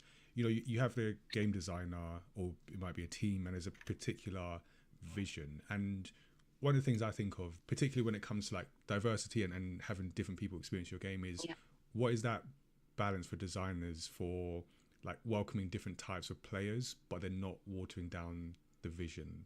How do you both see that? Because you make a game, it's your game, right? But then you want other people to play it. How do you approach that? Yeah. I'll briefly say that I've been quite interested in approachable gameplay, as in I tend to use quite simple controls. I say simple, but even just a mouse can do so much. But I think because I want people who didn't grow up with games and don't see themselves as gamers to interact with this medium, I like to consider that in the beginning and have conversations with people and play tests. I've been working on this chat room card game that I occasionally will carry around with me. And if there's a social scenario that I can essentially play test and discuss with someone about that, I found it quite useful, just because I really find it quite important to get out there and just like have conversations with people who may not be in these spaces where testing or these conferences are happening, in order to get their feedback on playability. So you designing for you, and are you shaping things for people to play them who don't normally play them, and therefore well, the word compromise, not in a negative sense, but and are you then changing things because of them? Diversity of thought or diversity of audience. Or yeah. I'd say that I'm responding, but I mean, in terms of feedback, my method, and I'm sure many designers have this approach, it's just carrying on themes and what comes up repetitively. One person may say, this is absolutely complicated, I hated it, it didn't make any sense, but they could be one in a pool of 100. And so I think it's been just about collecting data to see how this game can feel more approachable and not just seen as someone who if not just played by someone who knows how to use those controls and have and grew up with those controllers. So yeah. It's a fair point. And how about yourself, Ivan? It's an interesting one, because I think a lot of this is sort of like about feedback, but I also am sort of like, what's useful feedback, what's the kind of feedback that you need versus the feedback that you might necessarily get. And I think it's interesting from my perspective because, well, firstly, from like a game design perspective, it's going to be so bad. I'm going to have to give up my game designer card. Iteration, testing, and then feedback. That's the kind of core loop, right? But like, I think that feedback step is incredibly important, and part of that is, as you say, Simone, like going out, figuring out, what's the important feedback to get, what are the kind of like important areas or those core kind of themes within the game which need to be kind of highlighted, and what are the sort of stuff which is less useful or is a bit superfluous or whatever. I think that's a really important part. I guess from an educational standpoint, well, feedback is how you get better. Like the really good advantage of, or it should be, of a educational institution where you study games is actually not so much information, because you can get the information pretty much anywhere nowadays, but it is Yeah. actually the feedback and being able to be in a room of peers who you can share ideas with, but also having that experience of having a teacher. And I will completely derail this interview, so stop me when I finish this.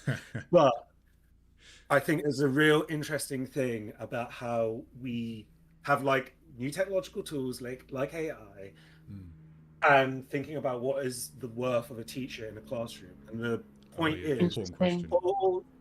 or even just like the meaning of having a human in a room. If this robot can do everything better, way probably can't be. Actually, it's about having someone who has a human experience, has a human perspective and a actual kind of experiential perspective on what something feels like, looks like. There's one of the things that I've really loved about working in this college is seeing students work and recognizing that they've gotten the inspiration from like a game off the web or off an app store or Roblox or whatever, and realizing that original game has taken their ideas from something that you played as a kid, and so you can reference that original idea. Right, yeah. And They it's think like, it's new. They think if it happened before I was born, it didn't exist. yeah. And there's this crazy sort of like feedback loop of like, actually, it stops being about this person just kind of like making something that's cool, and actually thinking about, okay, well, we have a genre, we have precedent, we have something that's made already. How can you replicate that? How can you use that as a basis for your own style, your own aesthetic, your own sense of game design? And for me, that's like really important, because like that's how you sort of make games and game design into this really strong kind of form of development. You have this kind of progression of ideas again and again and again. I think that's really important. I think it's really important when you're looking at like interactive experiences as well, because I think there's so many ways you can explore that, and actually having something you can on is really, really important. I don't know whether you feel the same though, similarly. Yeah, I feel like one project, if has so many ideas that they just keep carrying on to next projects. I have so many things on just because my brain is like, wow. And especially because you don't know what it's going to do until you're in a room with people. And it's amazing. So inspiring. Yeah. I feel that iteration, that your feedback, you change things, is important part of the process, but it can be the difficult part, taking feedback, or like changing things and redoing things. I know, because we do workshops often, and one of the things I do see is mostly like young people just unable to scrap the idea that they've come out, and they think like this is the one.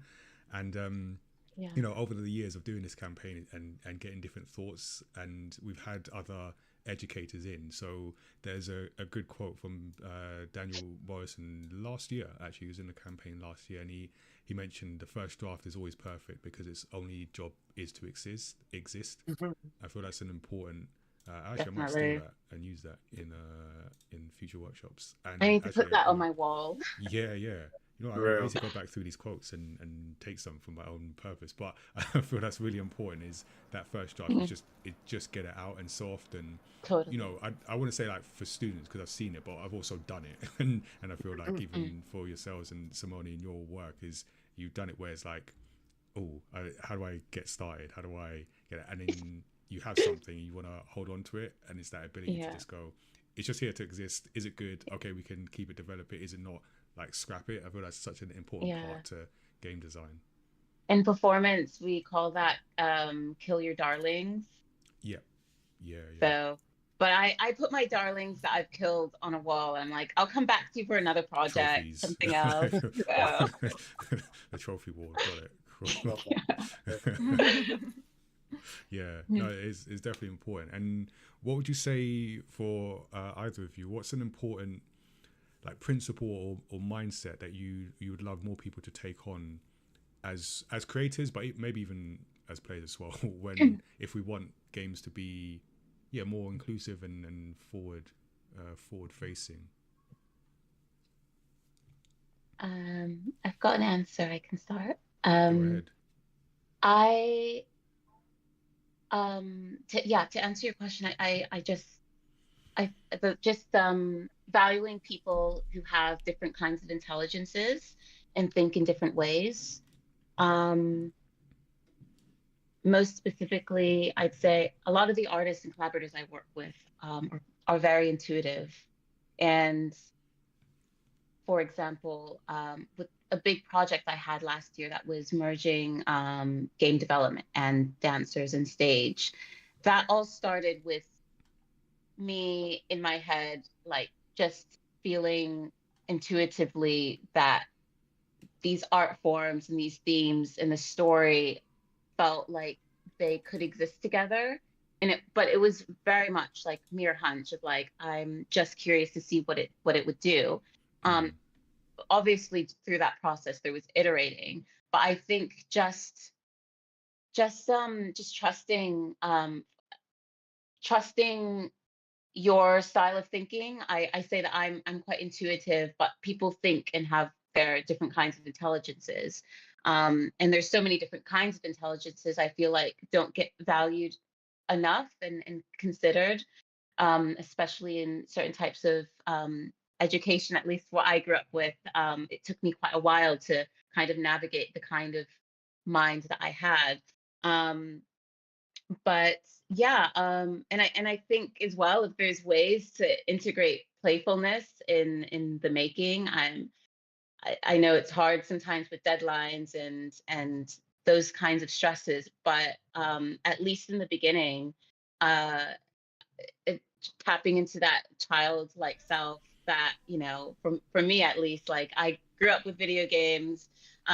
Games are a place of escapism and just being in these other worlds and stories. And I think just kind of tapping into that reminder, at least in the beginning of a project, I think is so important rather than just going through the motions. So yeah. Yeah, that's a good reminder. Actually, that's a really good reminder. Yeah, I know for me, one of the things that I'd want to see from more games is just that other forms of interacting with the world other than shooting. I mean, I do like a game that can shoot a bunch of people, but always keep in mind is like just what other ways can you have to interact with with the game world. Absolutely. Yeah. And for players also just keep in mind not every game is for you and that's okay. Yes, I like that. Yeah, definitely. Yeah, I agree with everything you guys have said. You made some really good points, and I think just the reminder that making sure to look outside of your own ideas and take others into account. Having a broad perspective on things, and I think that really helps. I think as well, because all of you guys have said some really cool stuff, I guess all I can really say is that one of the things that I've seen, especially in my journeys, is, and it's not actually just my students, actually, it's people that I've worked with and just people in the industry that I've kind of talked about their work and everything, is that your work has more value than you think it does. And I think it's really weird because we live in this world where, you know, we do everything on a computer and everything is bits and zeros and data and electricity and whatever. But there is a weight to it. You know, the amount of time you spent on something is weight. The amount you thought about something is weight. Just because, like, a silly teacher told you 15 years ago that, you know, you would never do game design because you never knew maths, doesn't actually mean that that's true. You know, it might be that actually all that kind of like obsessing you did for years over the structure of a map the like characters in your head that you designed for a fantasy that you thought up years ago for a game, you know, that has weight. And I think Mm. it's important that because so much art and creativity is commercialized and commoditized today, that it's important to recognize the own value of your output. And even if you don't think that it has meaning, doesn't mean that it doesn't have some kind of meaning to the outside world. If that makes sense. I'm being very vague. I'm mostly talking about sort of coursework. Yeah. No, it's a good reminder of that. Just the value of games and the value of what we create as people, as humans. And I think, you know, I'm sure you have to remind your students to look outside their own experiences. I remember last year I was I went to Sunderland for it was a workshop. I did a workshop talking about stories and games. So I was looking at the ideas people were creating, and as one group and one person in particular, it was very much on Ghost of Yote. Oh yeah, that the inspiration was clear. Right. He was talking about it. I had to stop him because I haven't played it yet, and he was like spoiling it. Like, you're telling me things that I don't want to hear right now. But it was like so clear. Like his inspiration was from that game, and it was great. Obviously, it's a good game. But I was thinking, like, if I had more time in there, I would like. How do you look at something else, even another samurai inspired game? Just like broaden those horizons and get different perspectives in there. I think that's important. So, all right. So as we come to the end of the segment, I want to get both your thoughts on, you know, people might be watching this or listening to this, and just over the years we talk more about the campaign, about game design. What do you think is something that someone watching or listening who might want to start making games, what's a good first step they can take right now, or, you know, this week? Ooh, okay.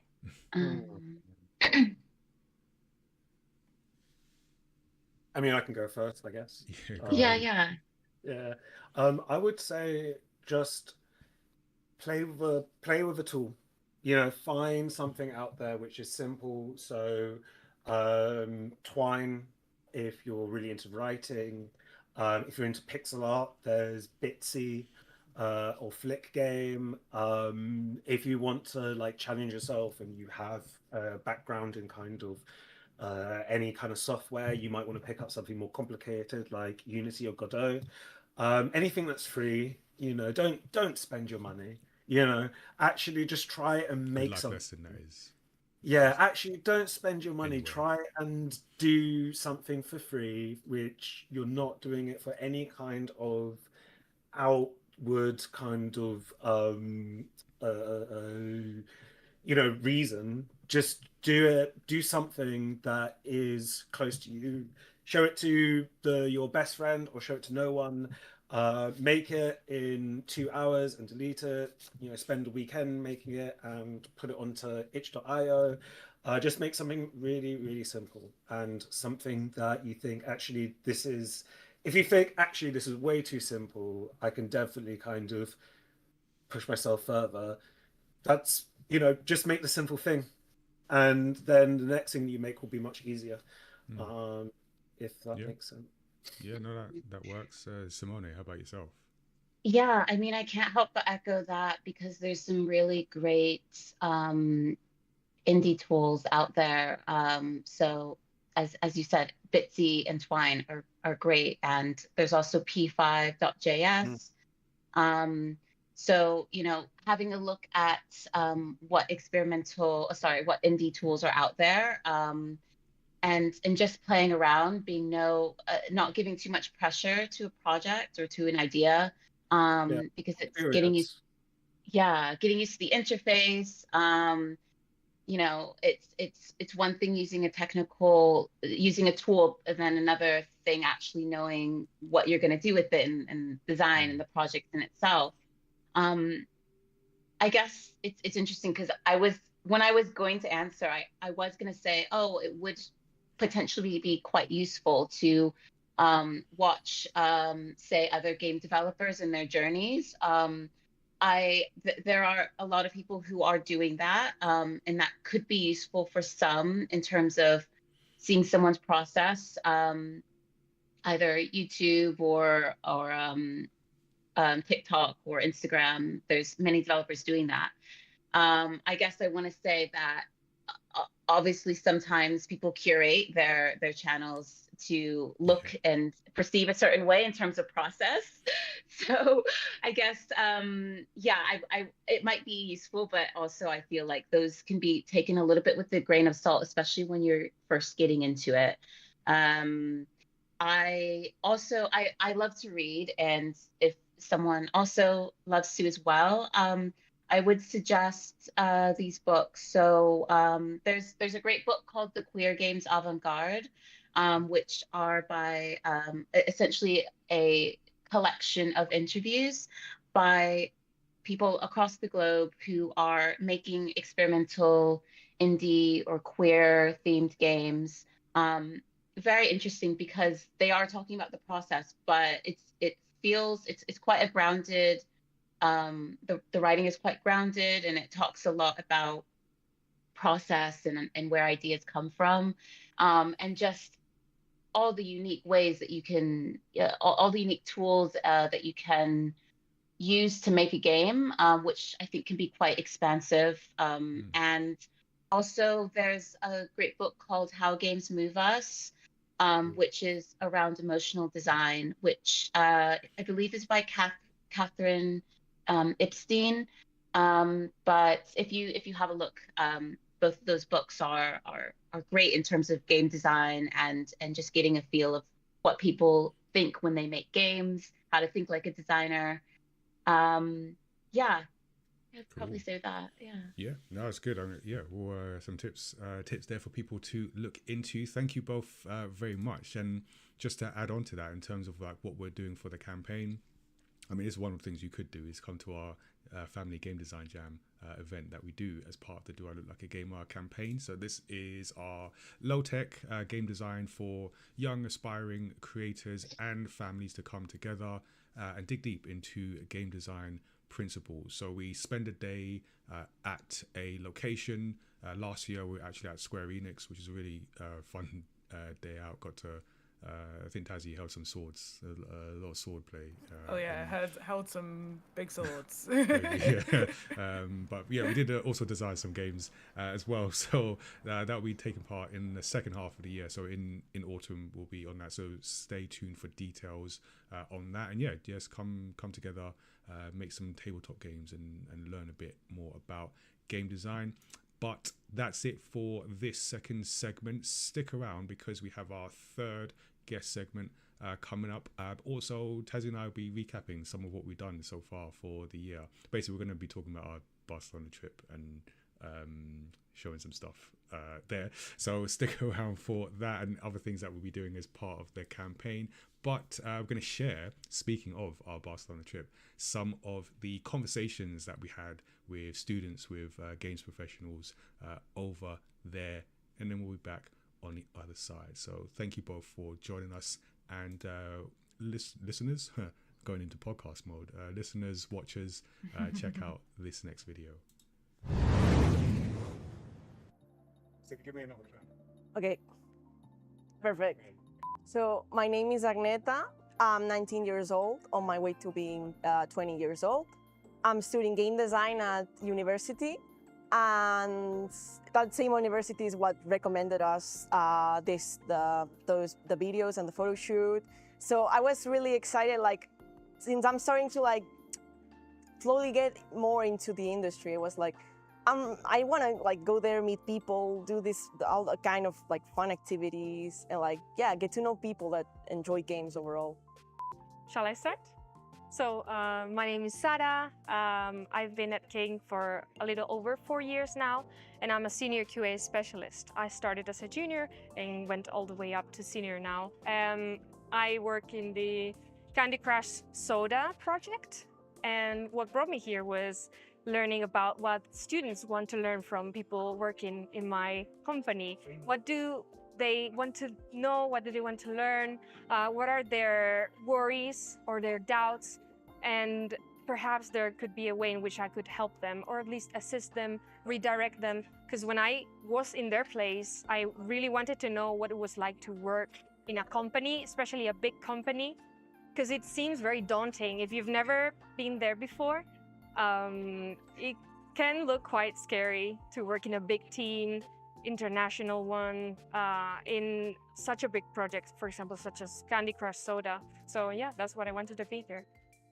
It's changed over time because before it used to be known as quality assurance, but now it's got another definition, which is called quality assistance. And what we do is coach the team in terms of standards, in terms of how to test the game. What does a good game, a quality game look like? What does a good feature look like? How does it feel for the player? It's a broader term compared to just testing something that is being put in front of you, like you just have to do checks. That's not what we do anymore. It used to be like that, but now as a quality assistance specialist, what we do is more like coaching the team and the whole project in terms of quality. So I'm Martina, and I'm currently studying technical artist. And I'm here today because I need to do internships. So I hope to find something, mostly for doing networking and knowing it's, yeah. Are you good at networking? Do you like networking? I like talking to people, so it comes like easy. Yeah.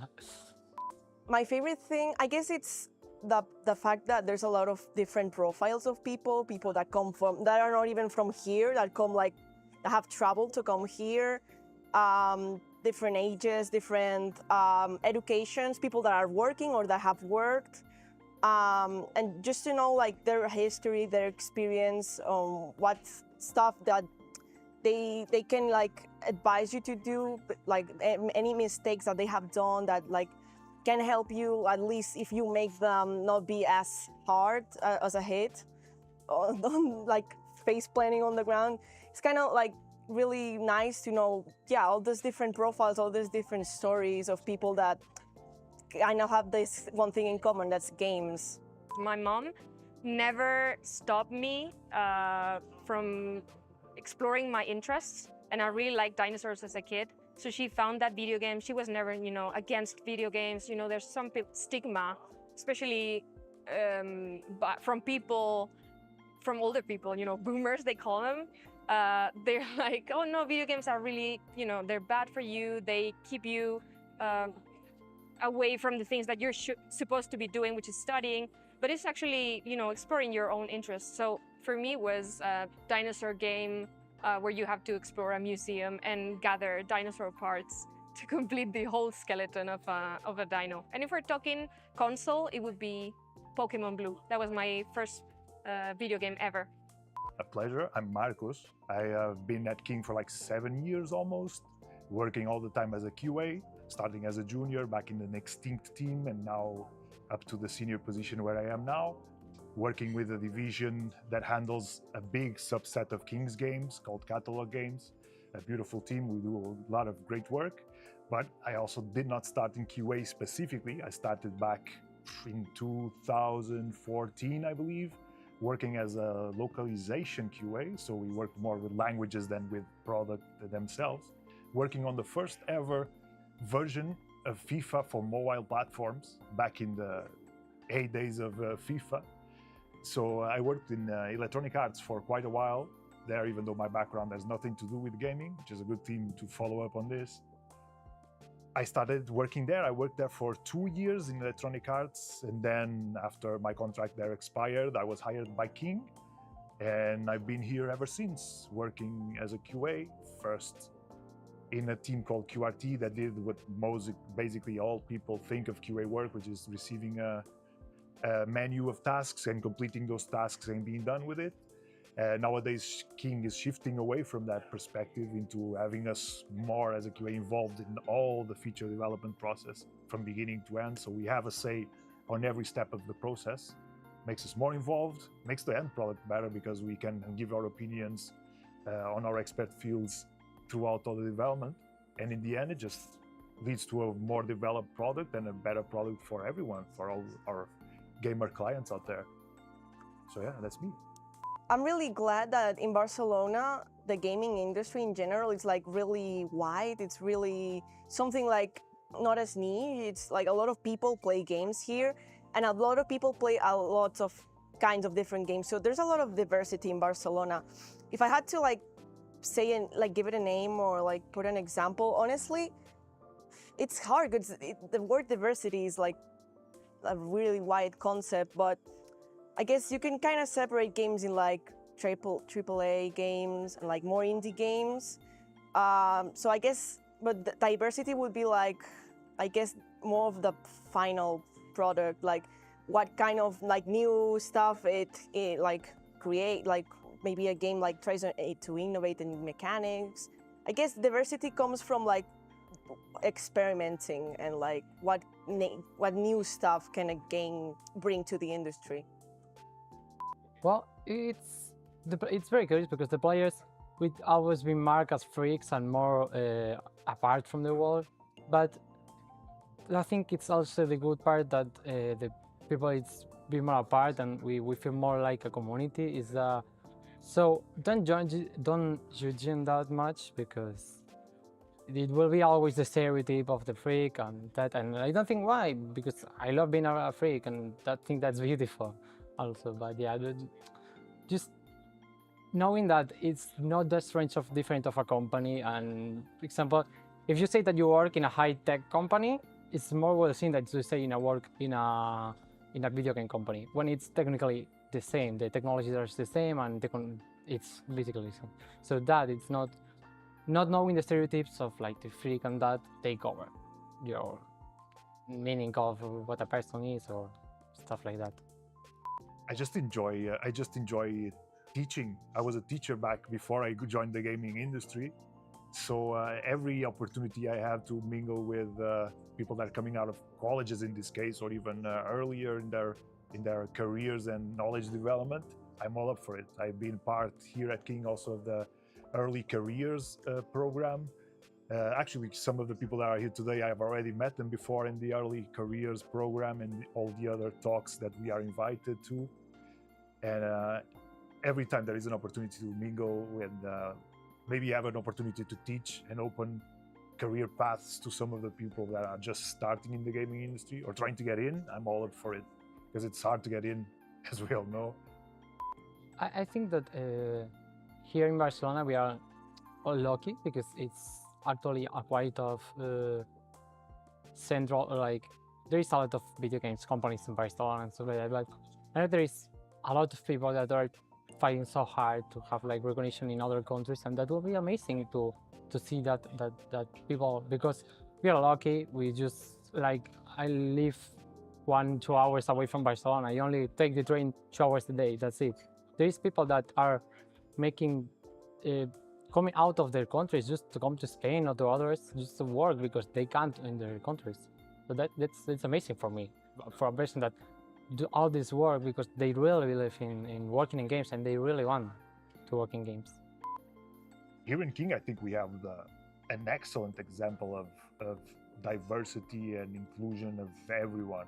You can see here in King, people from every paths and walks of life, every backgrounds, every nationalities. That's a thing that I connect a lot with, is people with different backgrounds connected to their backgrounds where they come from that country. So we have the opportunity of dealing with people from every kind of social background, like social, and I mean as in country, where they come from every parts of Europe, every parts of the world. We have people here that are outside of the European continent working with us, and it's something that always struck me as very, very well formed in King, is the culture of accepting everyone and more than accepting everyone, treating everyone to the same standards.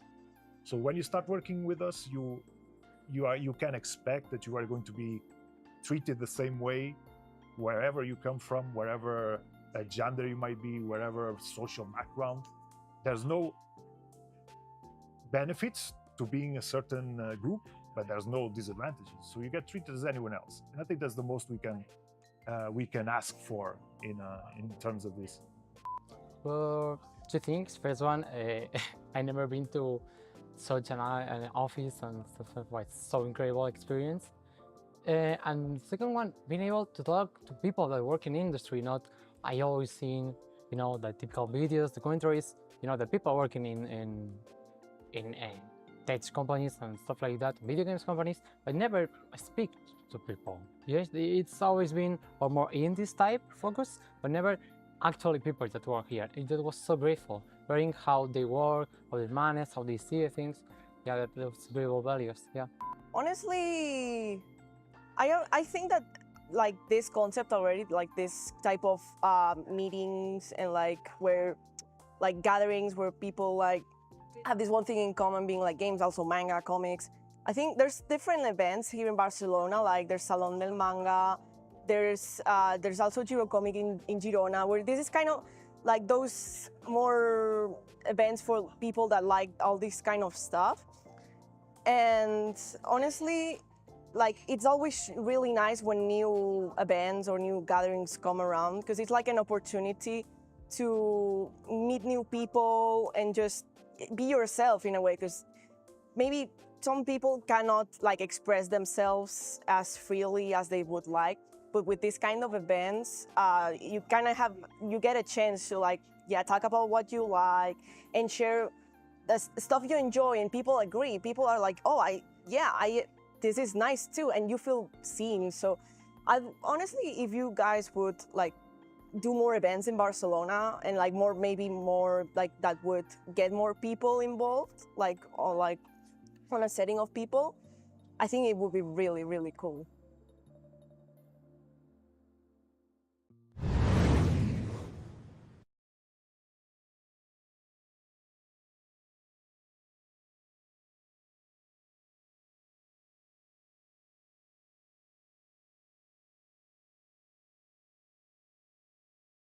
To come, and I have been on mute that whole time. Thank you. It was had to happen one time. So here's what you missed. We're back. We are breaking into the live stream. We've got one more guest segment to come, but we want to update people with what they can get involved with during pretty much next week. So we're going to be talking a bit about Comic-Con, and then also our trip to Barcelona, how that went. So yeah. We will be at Comic-Con, so we'll be at the MCM Comic-Con London, which is the 22nd to the 24th of May. So immediately after doing this, we're going to be jumping on to that whole thing. But we've got a bunch of things that for anyone who's been at Comic-Con with us before, you know a bit of what to expect. We've got the Campaign 40 showcasing, introducing the new people for this year. We'll have that in our booth. We'll be there for all 3 days. People can also join us, come and play some games. We're also going to be doing something a bit different with the games. Tazzy, do you want to let people know what it is and how people can get involved? What it is, yeah. Obviously, we've got like games that you can just casually play around the booth anyway, as we normally do. But we have a team video game triathlon where teams of 2 players can compete in a little mini competition across 3 rounds of games. So there's going to be 2 opening qualifying rounds in Just Dance and Mario Kart.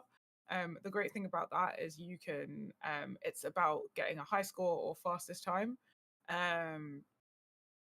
And so you can try and beat your time. It gives you more opportunity to win. It also means that you've got 4 scores to try and get your positioning up. And from that, the 4 highest teams, the 4 best teams that performed in those 2 games, will qualify for the final round. And you'll compete against Dunk Dunk. You'll compete against each other in Dunk Dunk. So yeah, it should be quite fun. We've been working on that. You will need to be around on the Saturday afternoon to be able to compete in the final. But for the qualifying rounds, you can do those on Friday and Saturday.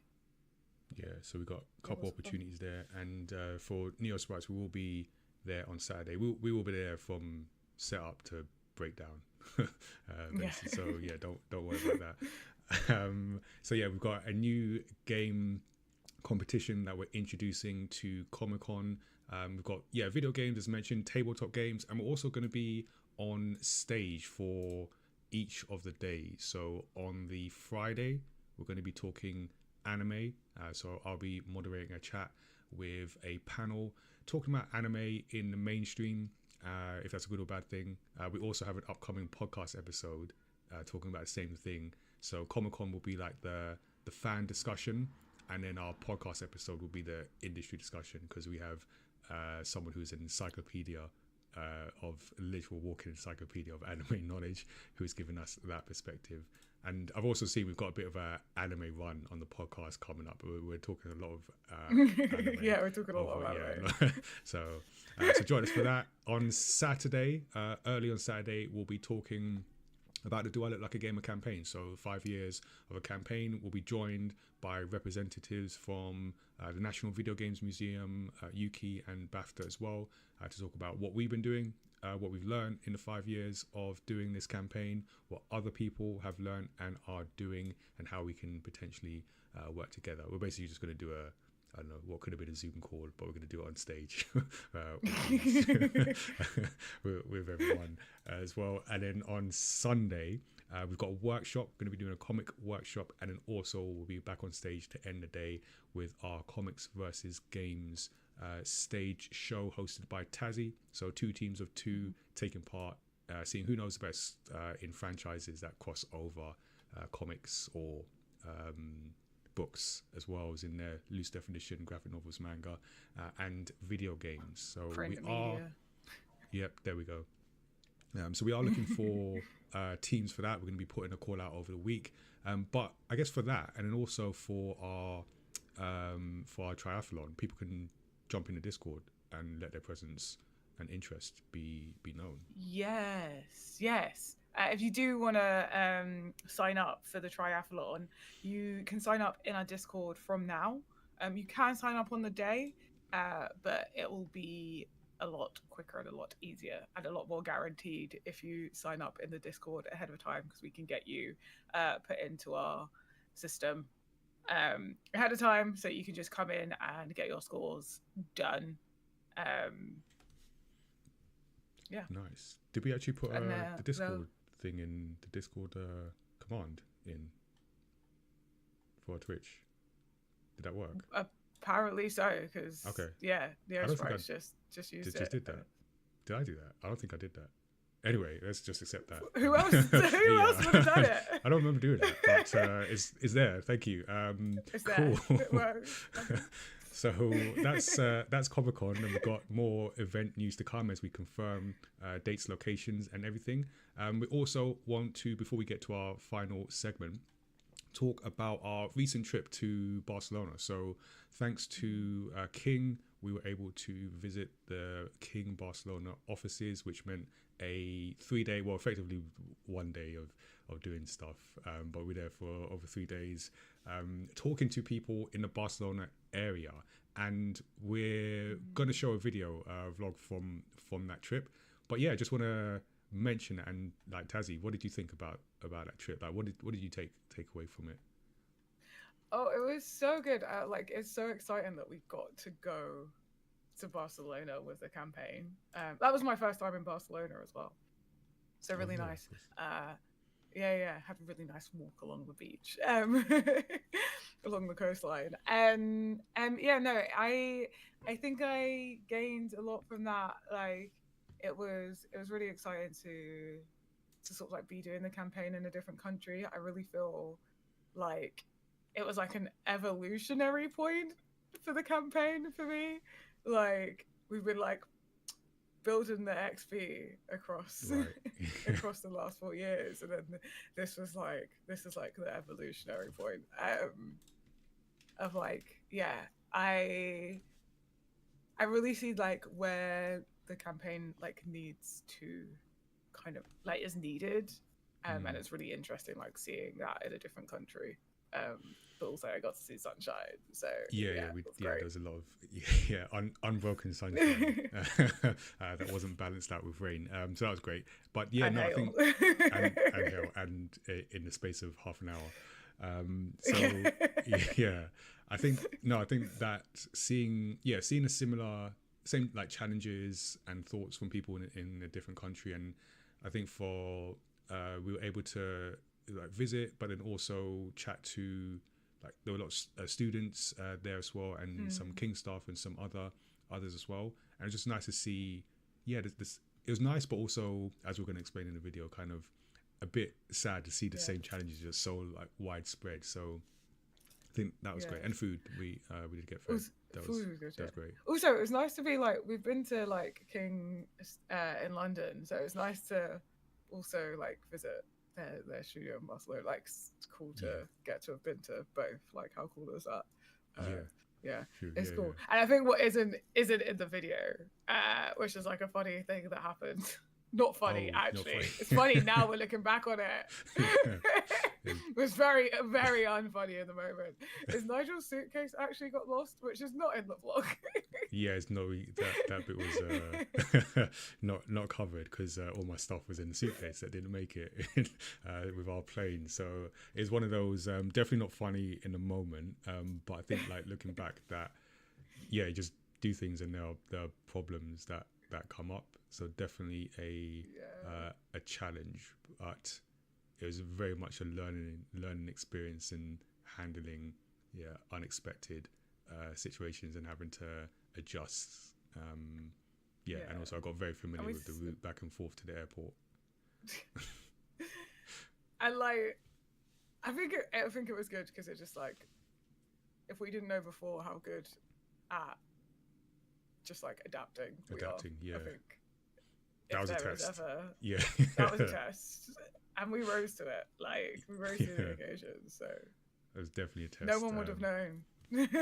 No, you'll never get it from the vlog. So come and talk to us more about that if you want to know if you want the gritty details. And that one bolt that didn't show up for like.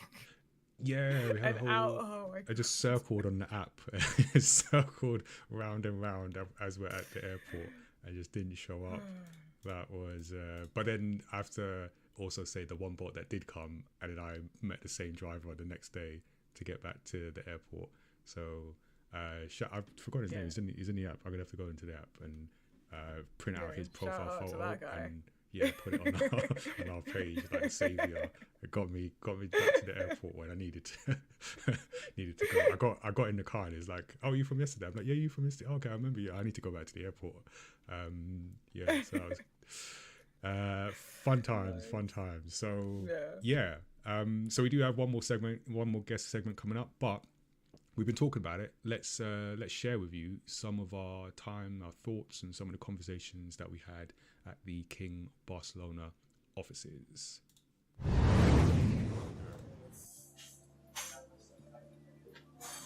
Oh, there's a little photo shoot going on out there, so maybe we'll wait. Yeah, we're here at King. Pretty cool. Look at all the food. Oh, it's gone. This was where all the food was. Yeah. I might have had something to do with that. Did you get much of it? I got a little bit. I actually have a salad in the fridge. Oh, that's a good idea. I also should have saved food. Meant to note for next time, take the food first and save it. Okay. That's so favorite. You learn something new every day. That is a Candy Crush character, I believe. It's been a day. It's definitely been a day. I'd say it's been an adventure. Just the whole thing has been an adventure. But I think like the first time taking the campaign outside of the UK has been really cool. Learned lots, and I think make a lot of impact, like chatting to people. I feel like we've had some really good feedback. Like when I've actually had a chance to talk to people. Yeah. They have said that it's been really good. They've been able to talk. Bye. Thank you so much for coming. Bye. Adios.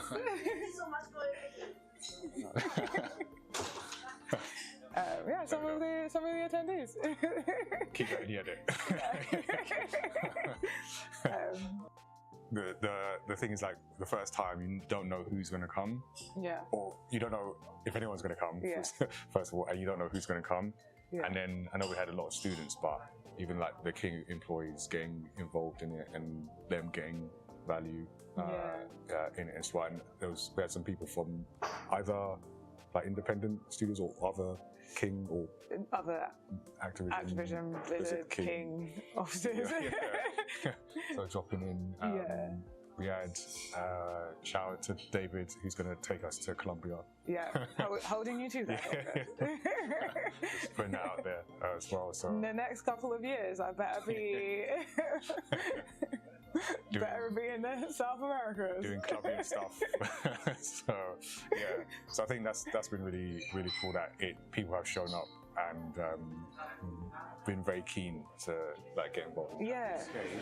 If we were to do more, like what's something you would like to see more of if we were to do this again in the future? Like in meetups like this, what would I like to see? Yeah, or just other ideas. I'd really like games or things that you can participate. For example, like if you do meetups, that there is a place where you can meet other people, but just not like meetups, because I've seen that in a lot of meetups. For example, people, there's a lot of extroverts that just go talking, but there's a lot of people that just come with their friends and stay with their friends. Maybe a game or something that makes you know someone more that maybe you were too shy to talk to. Cool. Okay. Yeah, we might be able to do that. Yeah, we might be able to. I'll have a think about that. Cool. That's it. We actually ended up having overflow. Like we had to turn people away for the photos, which I was really upset. Like I want you in it. But hopefully some of them got to be in the videos. Yeah, I know at least one got to be in the video. So yeah, some kind of connection there. And hopefully we come back and then everyone can get her in. So we'll do that. But I think the enthusiasm. You know what's interesting is hearing.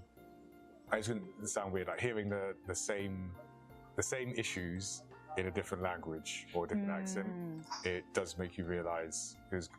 Maybe not necessarily rethink, but just like, oh, okay, yeah, this is a problem. It's not just in London. It's not just in the UK. It's like other people. Even go back to David because manifesting that, but like everything he said is kind of why we do the campaign.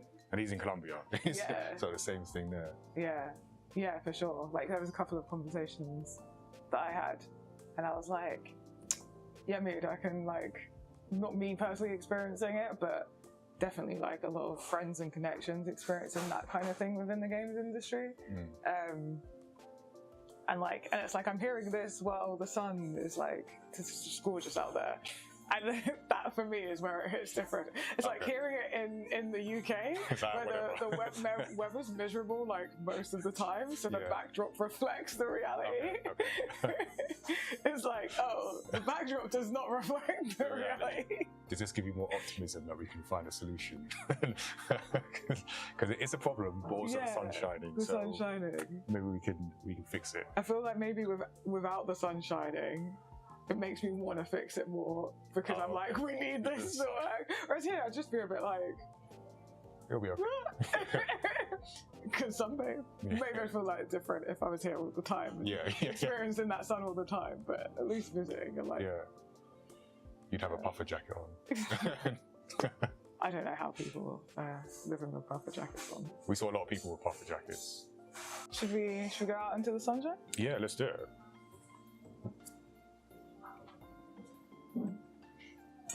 It is the nicest office view I've seen ever. Like I don't know. Like I would always be in the office. Just, I'd always be here, eat, and then I'd be like, they'd be like, "Are you working?" Yes, my laptop's out here. I'm working. I'm in the office, aren't I? Yeah, I'm physically here. There's some cool architecture around as well. Like, have you seen this building? Yeah. So we're here at it's actually the end of the day. It feels like midday. Like the middle. Oh my god, it's 5 p.m.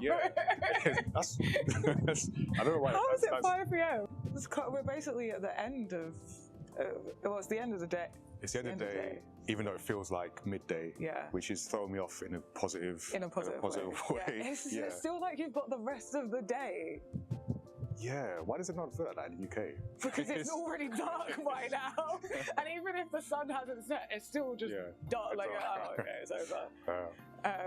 Yeah, but it's kind of like wrapping up the photos. We've wrapped up the photos for the 5th year. We've done two. Who was the 200th? Was it Marina? Yeah. Marina was the 200. There we go. All right, that's a nice tie. So we've now taken 200 photos over 5 years. We're here in Barcelona. What do you think? Like, yeah, what have you taken away from this? That we should come to Barcelona more. That is number one. That's definitely number one. We need to be here more often. So, we can work on that as well. Generally abroad is somewhere sunny and with a sea. Like, I'm looking at the sea right now. Yeah. Like, and not the British sea, like bright like blue. Clear sea. I think really like the whole thing about diversity as well, and just having, because I think when we started, and maybe like for us in particular, we might think ethnic diversity, which is, you know, like valid and like meaningful. I think over the years, having different people understanding what like diversity means to different types of people, and how it works into the story of what we're doing. Yeah, I think for me, because it was like ethnic and gender.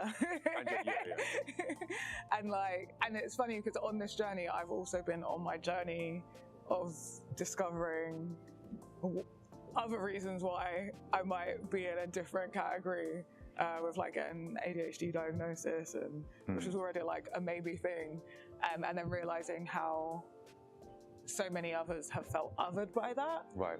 And how like that's an important identity, and then getting to talk to people, like there's certain things that like I know this is something that has caused barriers for other people or made them not welcome, but not necessarily understood the specifics or how that might actually translate to someone's lived experience. Yeah. And through this, given the opportunity to like realize how much that affects people, and then specifically being here as well is like how much all of that is like really a universally experienced. Like it's not, like you said earlier, it's not just an issue in the UK. And so like a lot of the same or similar barriers that people have experienced. Yeah, and like perceptions, so people being told like game's not a serious thing and it's just a hobby and such. It's wild how, I mean, it is, I guess, the reason we started the campaign, but just when you, like you say, when you hear it from people and the lived experience, it's like, oh yeah, this is a problem, and it doesn't have to be. And how do we get to that root of it and change that perception? So hopefully we've done some of that. Today. And like just allowing people to get the opportunity to talk to people that they might not necessarily have had the chance to talk to. Yeah. And what I think was really nice about doing this, like this is a completely different way of us ever doing the campaign, not just because we're abroad, but also we've done like a lunch, come hang out, find out about the company and the campaign, like find out about King at the same time. And we've not done that before, and it works really well because normally we book in the slots and people come, we know exactly how many people come. Yeah, we might have a few dropouts, but we kind of have it's quite rigid in a sense. Whereas this has been a lot more chill. For them. Not so much for us. That's because of the airline, but and so that's been like a nice format because those little conversations that happen when we do have it, the structure we've done it previously, we do have those conversations happening, but they're just by chance that you both happen to have the time slot at the same time, and you've managed to make that connection. Whereas here is like, it's more like an open space to have those connections. So I feel like this would be good to have a mixture of that format and this format, even when we go back to London for next year. Yeah. So that we can bring that kind of thing to it as well. And I feel it shows also like power of collaboration.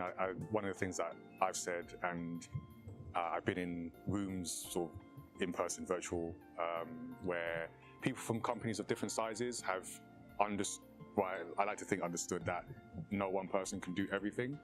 And what's great is like we wouldn't have been able to do this, be here without King.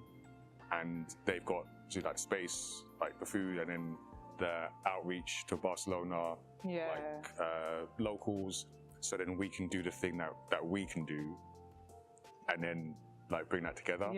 So I think coming back to that format of people coming for lunch and making it casual, allowing that to come, that setup to exist, is like a good collaboration example. I think it just like talking to people, it doesn't take much, not to downplay like what we've done or what King have provided, but just people talking to each other, like chatting to people doing the recording, just like, oh, I got to speak to people, even some people from the same university that don't know each other.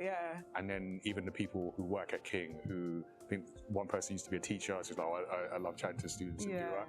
It doesn't take a whole lot to make that impact. And I think, like I said, what we can then do is also like follow up and get people involved in other things. So I think it's a good example of just like collaboration, how you can make a difference with not a whole lot. Obviously, we haven't sold everything today, but it's a good start in what we're doing internationally. I just want to say a big thank you to everyone that's not just been involved this year, but as it is our 5th year, like everyone that's been involved so far. I'm really excited. Excited what's to come. You know some of it, we know some of it. We're going to put those two things together over the year. But look forward to having people involved in the 5th year and just supporting what we're doing and also allowing us to support what other people are doing in turn. So looking forward to having people involved.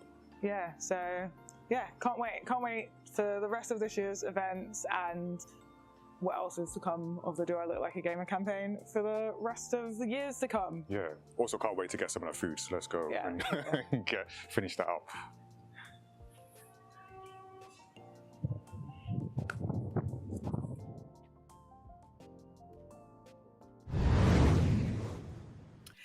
If you're just joining us, welcome to the 2026 launch of Do I Look Like a Gamer Do I Look Like a Gamer representation campaign. This is our 5th year and we'll be sharing this year's 40 photos, reaching a total of 200 campaign photos across the years.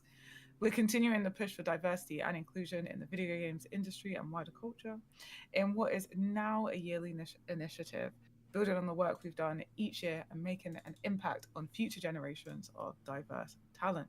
I am Tazzy, creative director of Mayamada, and we're into our next segment of the day where we're joined by Alex. Alex, how are you doing today? Taking it easy, guys. You guys? Yeah, good, thank you. It's been a good day. It's been we pulled it together yet again. Here we are. Look at that. Also, thank you for the comments on the video, Neo Sparks. Glad you enjoyed that.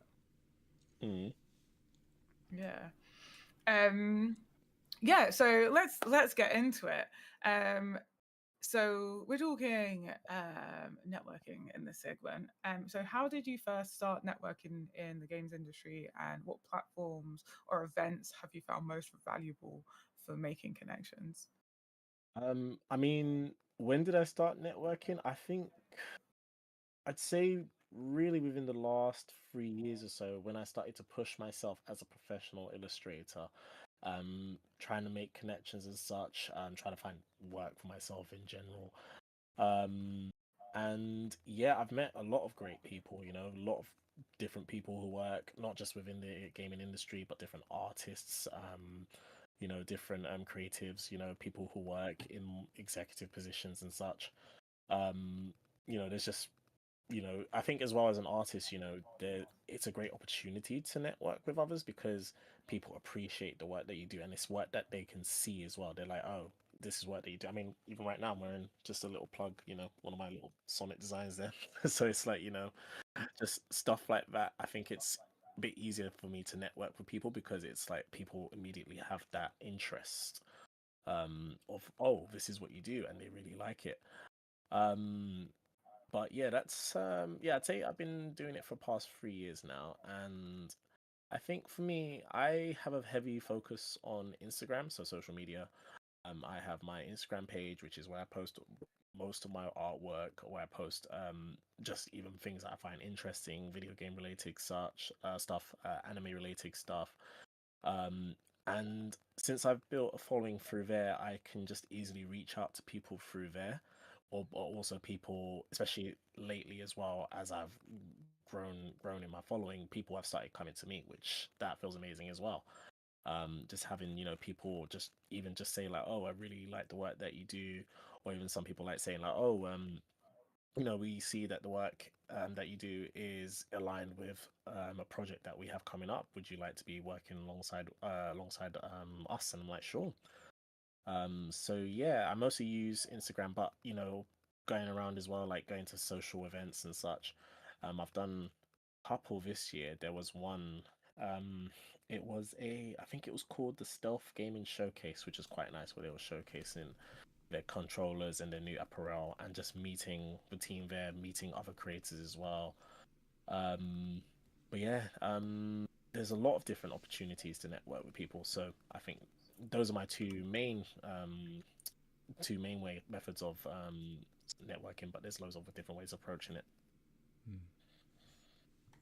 That's interesting. And just thinking, because the other thing for you, I know, is for your work, you also went to America and went to an event and effectively did networking there. Do you want to describe some of that and how you found yourself there?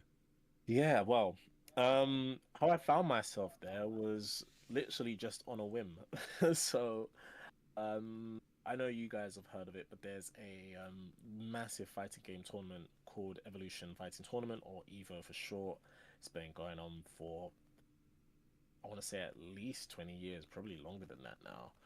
And I've been following it for at least, I want to say, even 12 when Ultimate Marvel vs. Capcom 3 came out. And that's when I got into the fighting game sphere.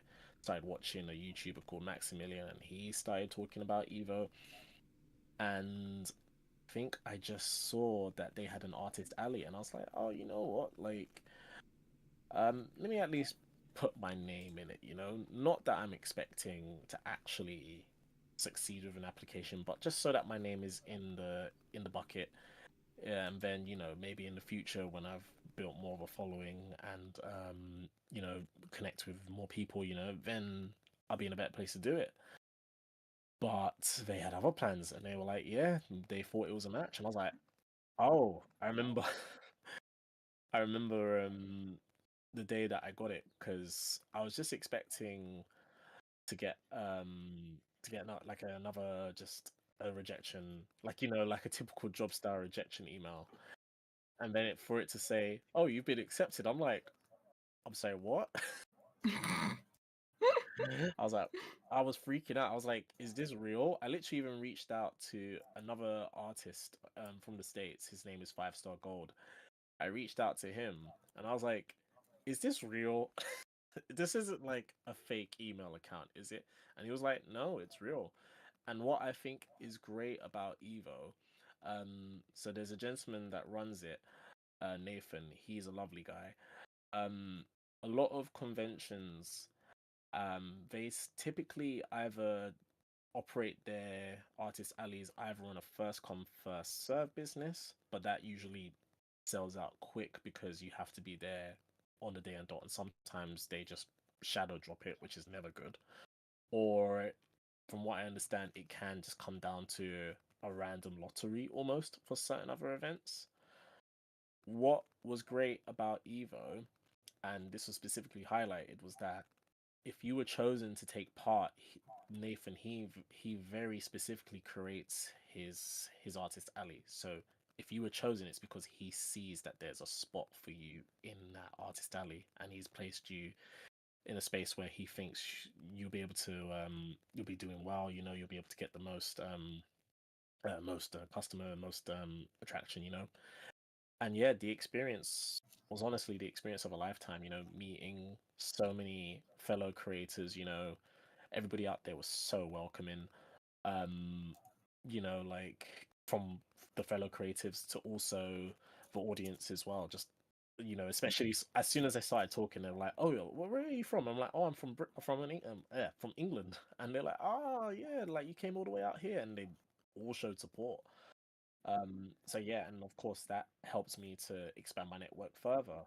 I met a couple of community managers for both Arc System Works and Sega. They're lovely people. I met some of the directors of the game. I believe I met the director, I think it was of Invincible Versus, the new fighting game that just came out. And then personal one to me was that I met my all-time favorite artist, Shinkiro.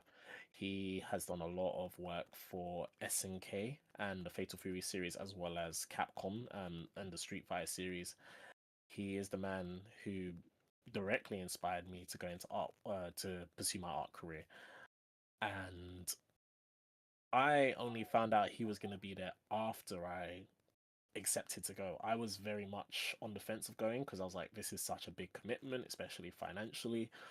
I wasn't sure if I was ready, but I think just through like, you know, my mutuals, my friends, my loved ones encouraging me to go, I felt like it was the right time. And then afterwards I was like, oh, like they were like, oh, so Shinkiro's gonna be there. I'm like, what? I thought he was a faceless artist. Like he doesn't normally step outside into the public. And they're like, no, it's one of his very first public appearances. And I was like, oh shoot. Like, That's cool. That's amazing. So yeah, I got to meet him, tell him how much his career has inspired me, and how much it meant to me to not just meet him, but to meet him as a fellow artist as well. Like honestly, I like even recalling that moment is still just so surreal to me, and it makes me feel a bit emotional. So yeah. Nice. Yeah, it was really cool. So then, what challenges have you faced when you have been networking in the games industry, and what kind of things have you done to overcome them? Challenges. I think the biggest challenge, especially as a smaller independent artist, is getting people to take your work seriously and take your craft and your profession seriously.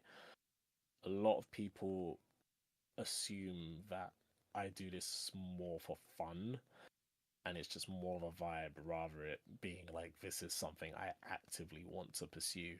You know, this is where I want my career to go. I want to be producing artwork on a full-time basis, you know. Being like one of my dreams is to work with Capcom to produce artwork for one of their games, you know, like be it Street Fighter, be it Resident Evil, something along those lines. That would be my dream goal. But it's hard sometimes to show that to an audience as well, especially depending on where you are located. Like, so for me, I do a lot of markets, like general markets. So I've been to places like Spitalfields Market, Portobello Road, and Broadway Market, and they'll come by and appreciate the work, but they're almost sometimes people they don't realize that this is something that I want to do full time. And I often get a lot of people, you know, coming up to my stand and they won't realize that I'm the artist until like 5 minutes into an interaction. I'm like, oh, I've been there. It's like that's why I'm here. Yeah. Like, you know, like I'm showing off my own work. It's like, who do you think I am? Like just some, yeah, definitely feel that. I think, I mean, not to. I'm sure there's been a lot of talk on this today, but I think a lot of people just see stuff like, especially when it comes to art, they may see it as just like something like, oh, it's just stolen art from the official company, or maybe even AI. So I think as an artist competing with especially with AI as well, you know, it does make it a bit tough. But what I've done to overcome it is just show my passion for it. You know, this is me. You know, this is who I am. The artwork here, you know, like I've got some of it on the walls here. I've got it on my shirt. You know, like this is me. You know, like this is not just like something I'm just doing for the sake of it. Every every drawing I do is an extension of me and my passions, you know? And there's only it depends on the person receiving that whether they'll understand that or not, you know? Some people will get it, some people will understand it, some people just won't. And in those moments where they don't understand it, you just kind of have to take it on the chin and just move on, you know? But still, again, let them know that you are grateful and appreciate the work that they do, you know? Yeah, sounds cool. So when you're when people do have that like that sort of like first conception that they don't realize that you're the artist, how do you like change that perception? How do you, is like that by like having a conversation with them? Like what does that look like? Yeah, so it's just engaging with everybody, you know? Again, it's especially with the work that I do, which is based in video games, comic books, nerd culture in general, it usually draws the attention of those whose interests align with that. So it is actually a bit easier to talk to them because there's already an opening there, you know? Especially, you know, it's going to be a bit tougher when somebody who doesn't know about it, you know, they're going to see it and just be like, okay, and move on, you know? But when you start talking to them and start talking to them as a person and just ask them like, oh, how's your day been? Do you like this thing? Do you like this show? Do you like this game and such? And actually just start engaging with them. It helps them to see, like, again, as I said, the person behind the artwork and, you know, me, the artwork, you know, like they see me within that. And a lot of people show support through that, you know. A lot of people have shown support the fact that, like, you know, I am so passionate about what it is that I do. And then, like you said, you use particularly Instagram for like networking and connecting with people. So how important is social media presence in building a network, and which platforms do you find most effective? I think it's incredibly important, you know, like especially in, you know, the year of 2026, you know, where everything is on social media, you know, like it's not enough to just do the artwork. You have to be some sort of social media content creator as well, which honestly I am awful at. Like you guys know, like I'm just too tired to be posting all the time. But you know, you do have to have that sort of I guess entrepreneurship in that area, you know, and you know, like try and build an audience. And that way as well, once you build that audience, if you want to be reaching out and networking and such, having that number, it can help say businesses and clients take you a bit more seriously because they're like, right, this person, there's awareness there, people know who he is, people work. You know, I will add to that because I've been, and I'm going to be careful I say this, but I was on a call of a couple of calls recently from people in large companies looking for people, and one of the first things that come up is how many subscribers and viewers. So because I'm doing anime panel at the Children's Media Conference, I'll say that much. But yeah, just looking for people, and the first thing that comes up is the audience size, and it's I don't know, at one point it can be quite reductive, but it makes sense because you want to, if you know, large organizations, and they want that impact, and they want the people that have that large audience. It's like proof. Someone's like proof of concept, like what you're doing. Obviously it's not mapped one-to-one, but what you're doing must resonate with a large number of people, and then we're gonna treat you differently. So I've actually been just last week just on a call with people like who look at that like directly, first thing that comes up. So I'm there taking notes and like, okay, we need a bigger number.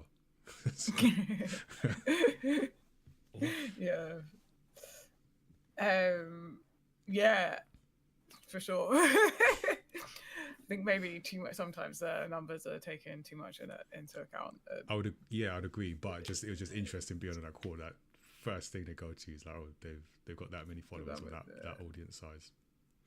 Yeah, for sure.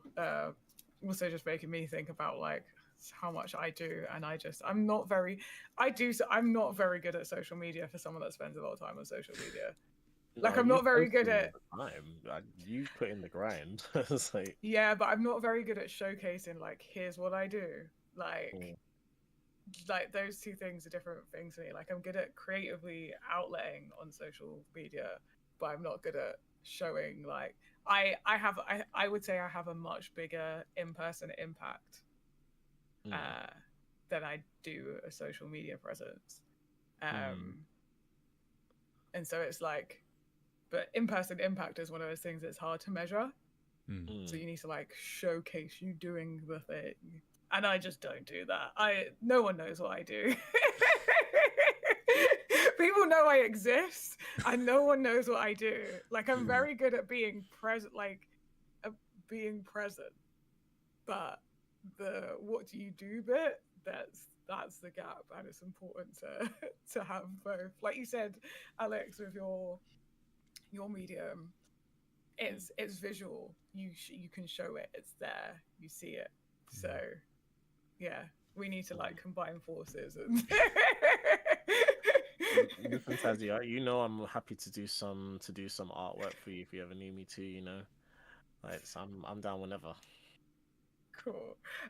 Just casual networking going on during and there is a live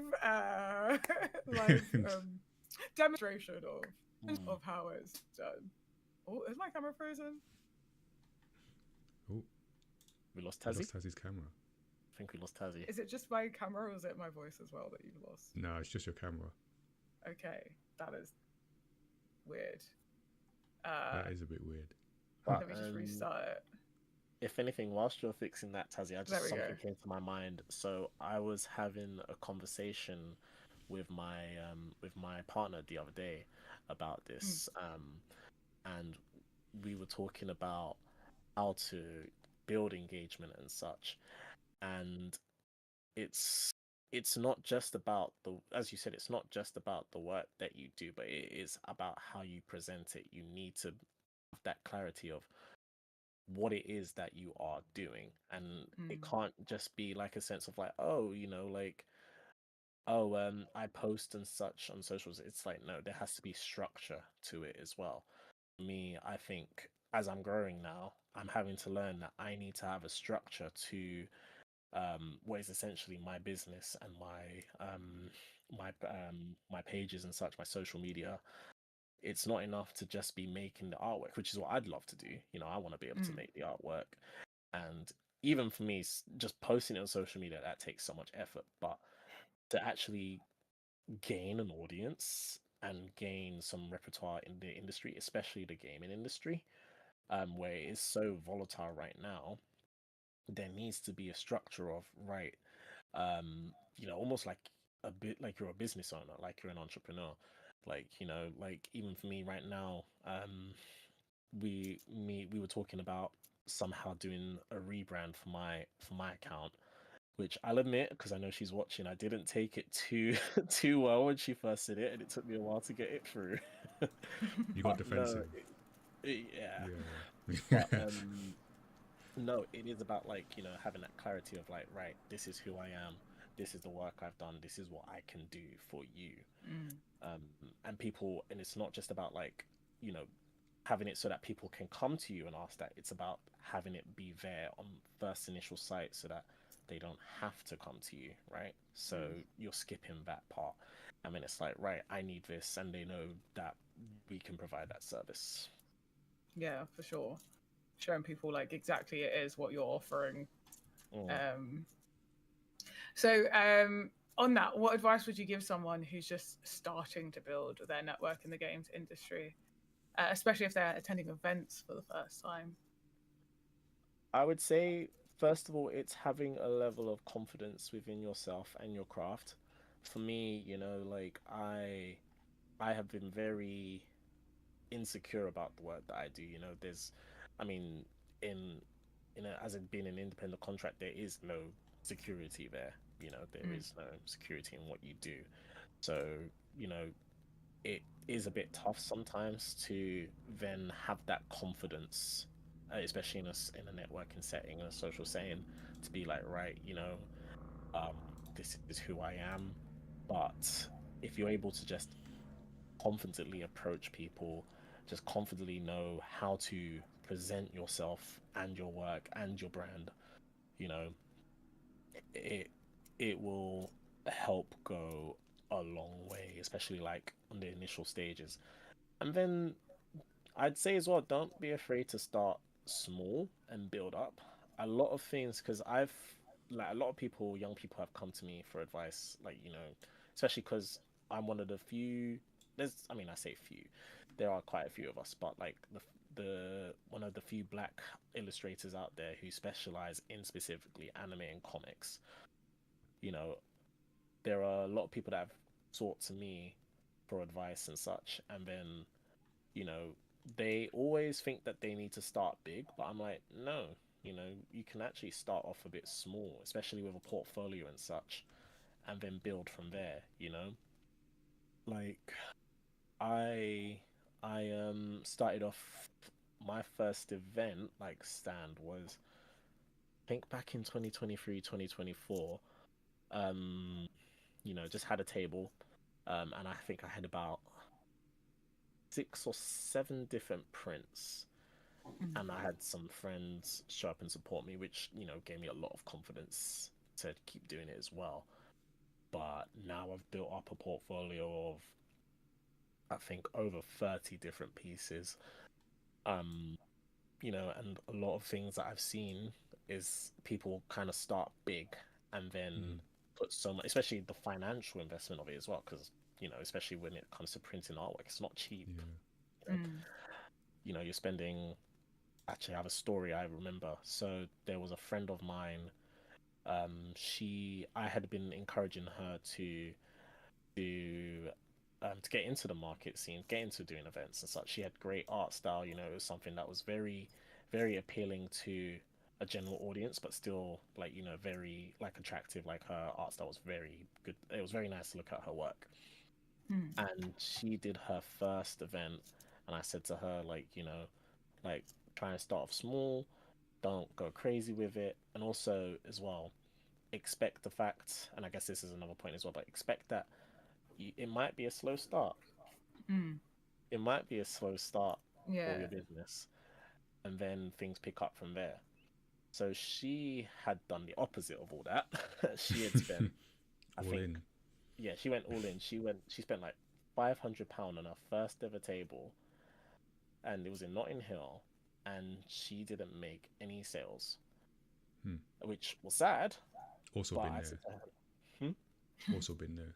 Yeah, I was like, listen, this is just the first experience and such. Keep doing it, and you've got the stock now, if anything, to take with you to future events. But she was so traumatized by the fact that she didn't get any sales that she never did it again, and it was like a shame, because it's like,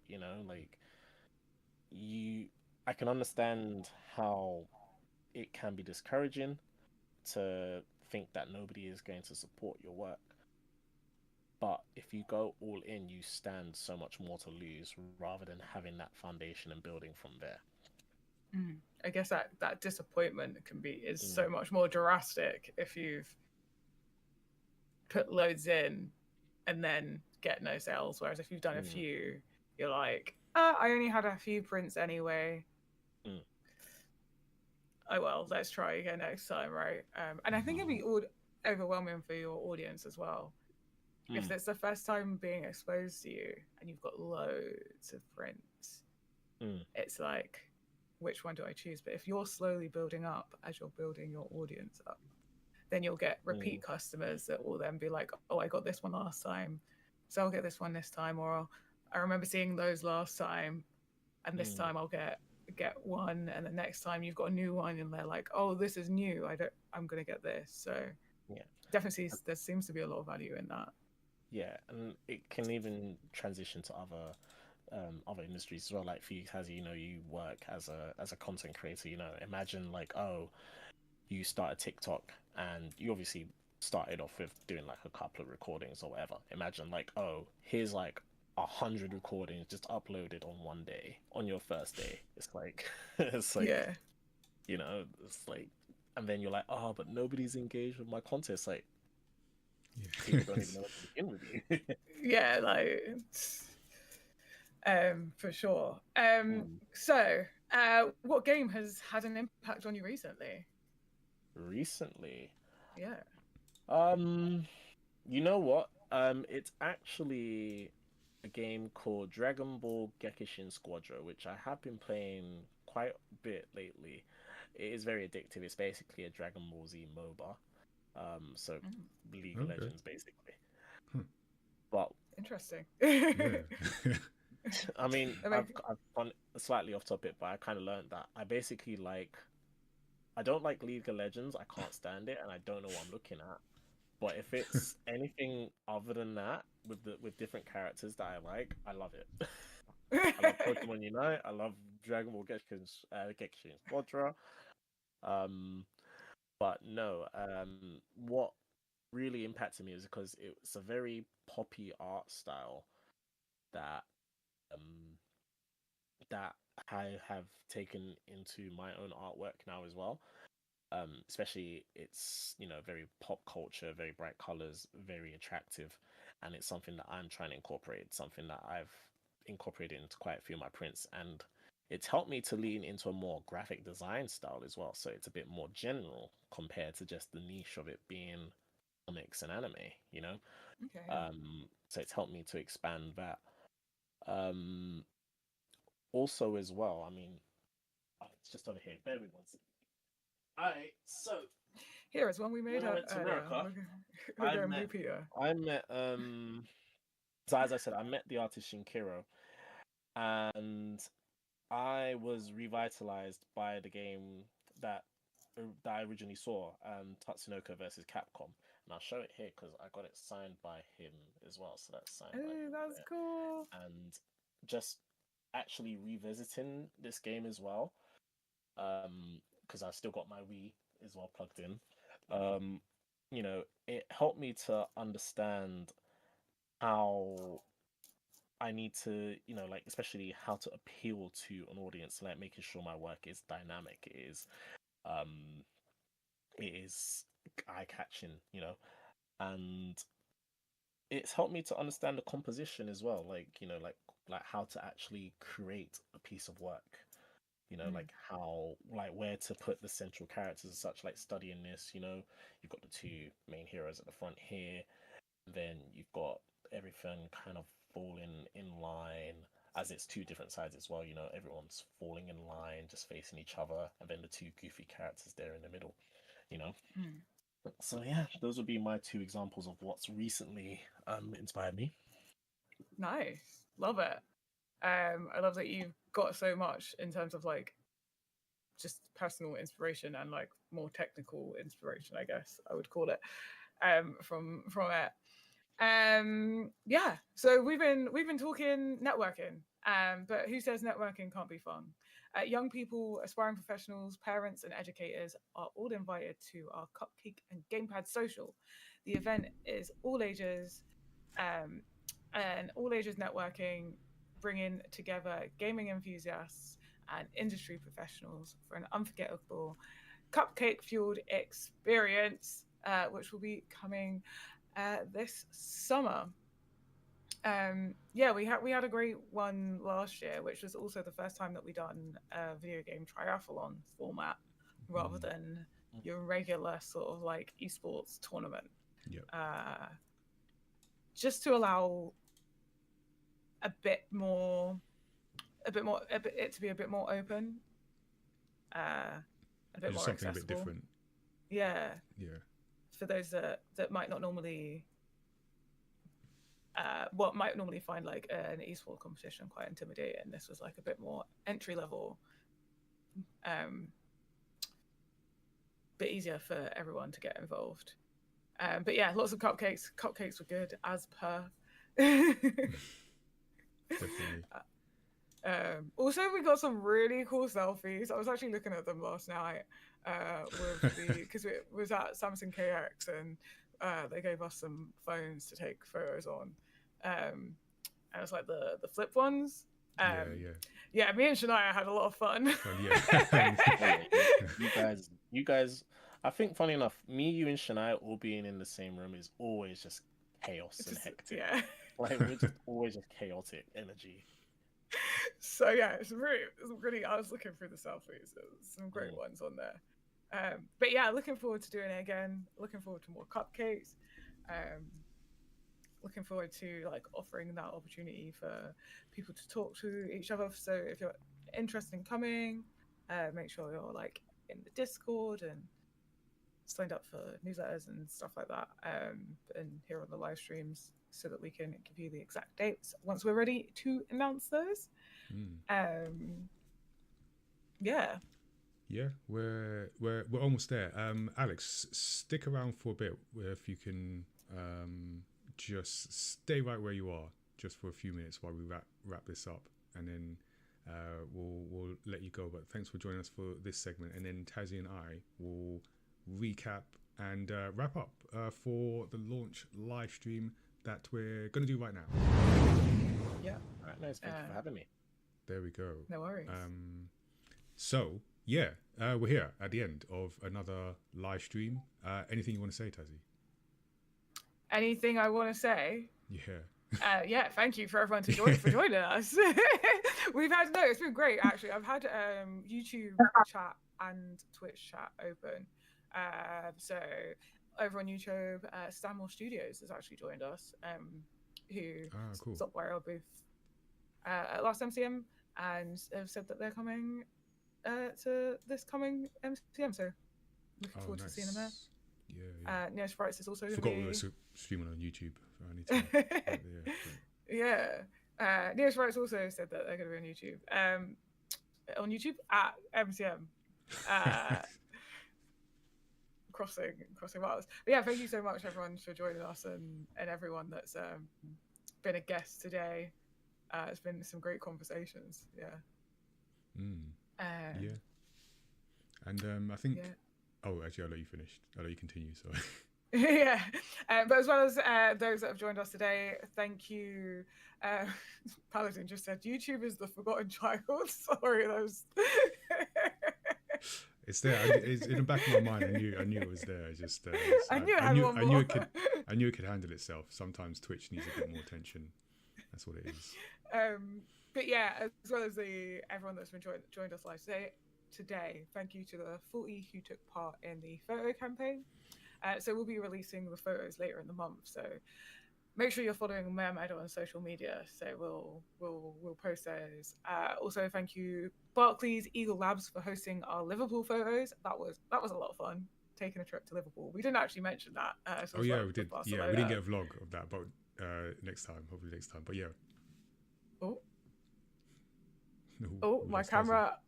What is going on? This is the power supply that I was talking about earlier. Oh, okay. This is it in action. I need a bigger power supply if anyone's got one going. Anyway, we did talk about going up to Liverpool, but as well as Barcelona, we took a trip northward and went to Liverpool, which was great fun. Thanks to the Live Games Network. And also Urban MBA for hosting us for our London-based photo shoot days. Big thank you to King for bringing us to Barcelona and for being a major supporter for the campaign over the years. And Film London for partnering with the campaign for 2026 and empowering our mission for diversity and skill development. Yeah, a lot of people involved. So it's good to see. We need it. Keep this thing going. So thank you everyone for being part of it, and for those watching, listening now or later. As Tazzy kind of shown, it's a nationwide. Well, I guess now nationwide and international effort. We are making. We are heading towards for the campaign, and really has to be done in collaboration. So we've got some helpful people in the games industry and related industries as well.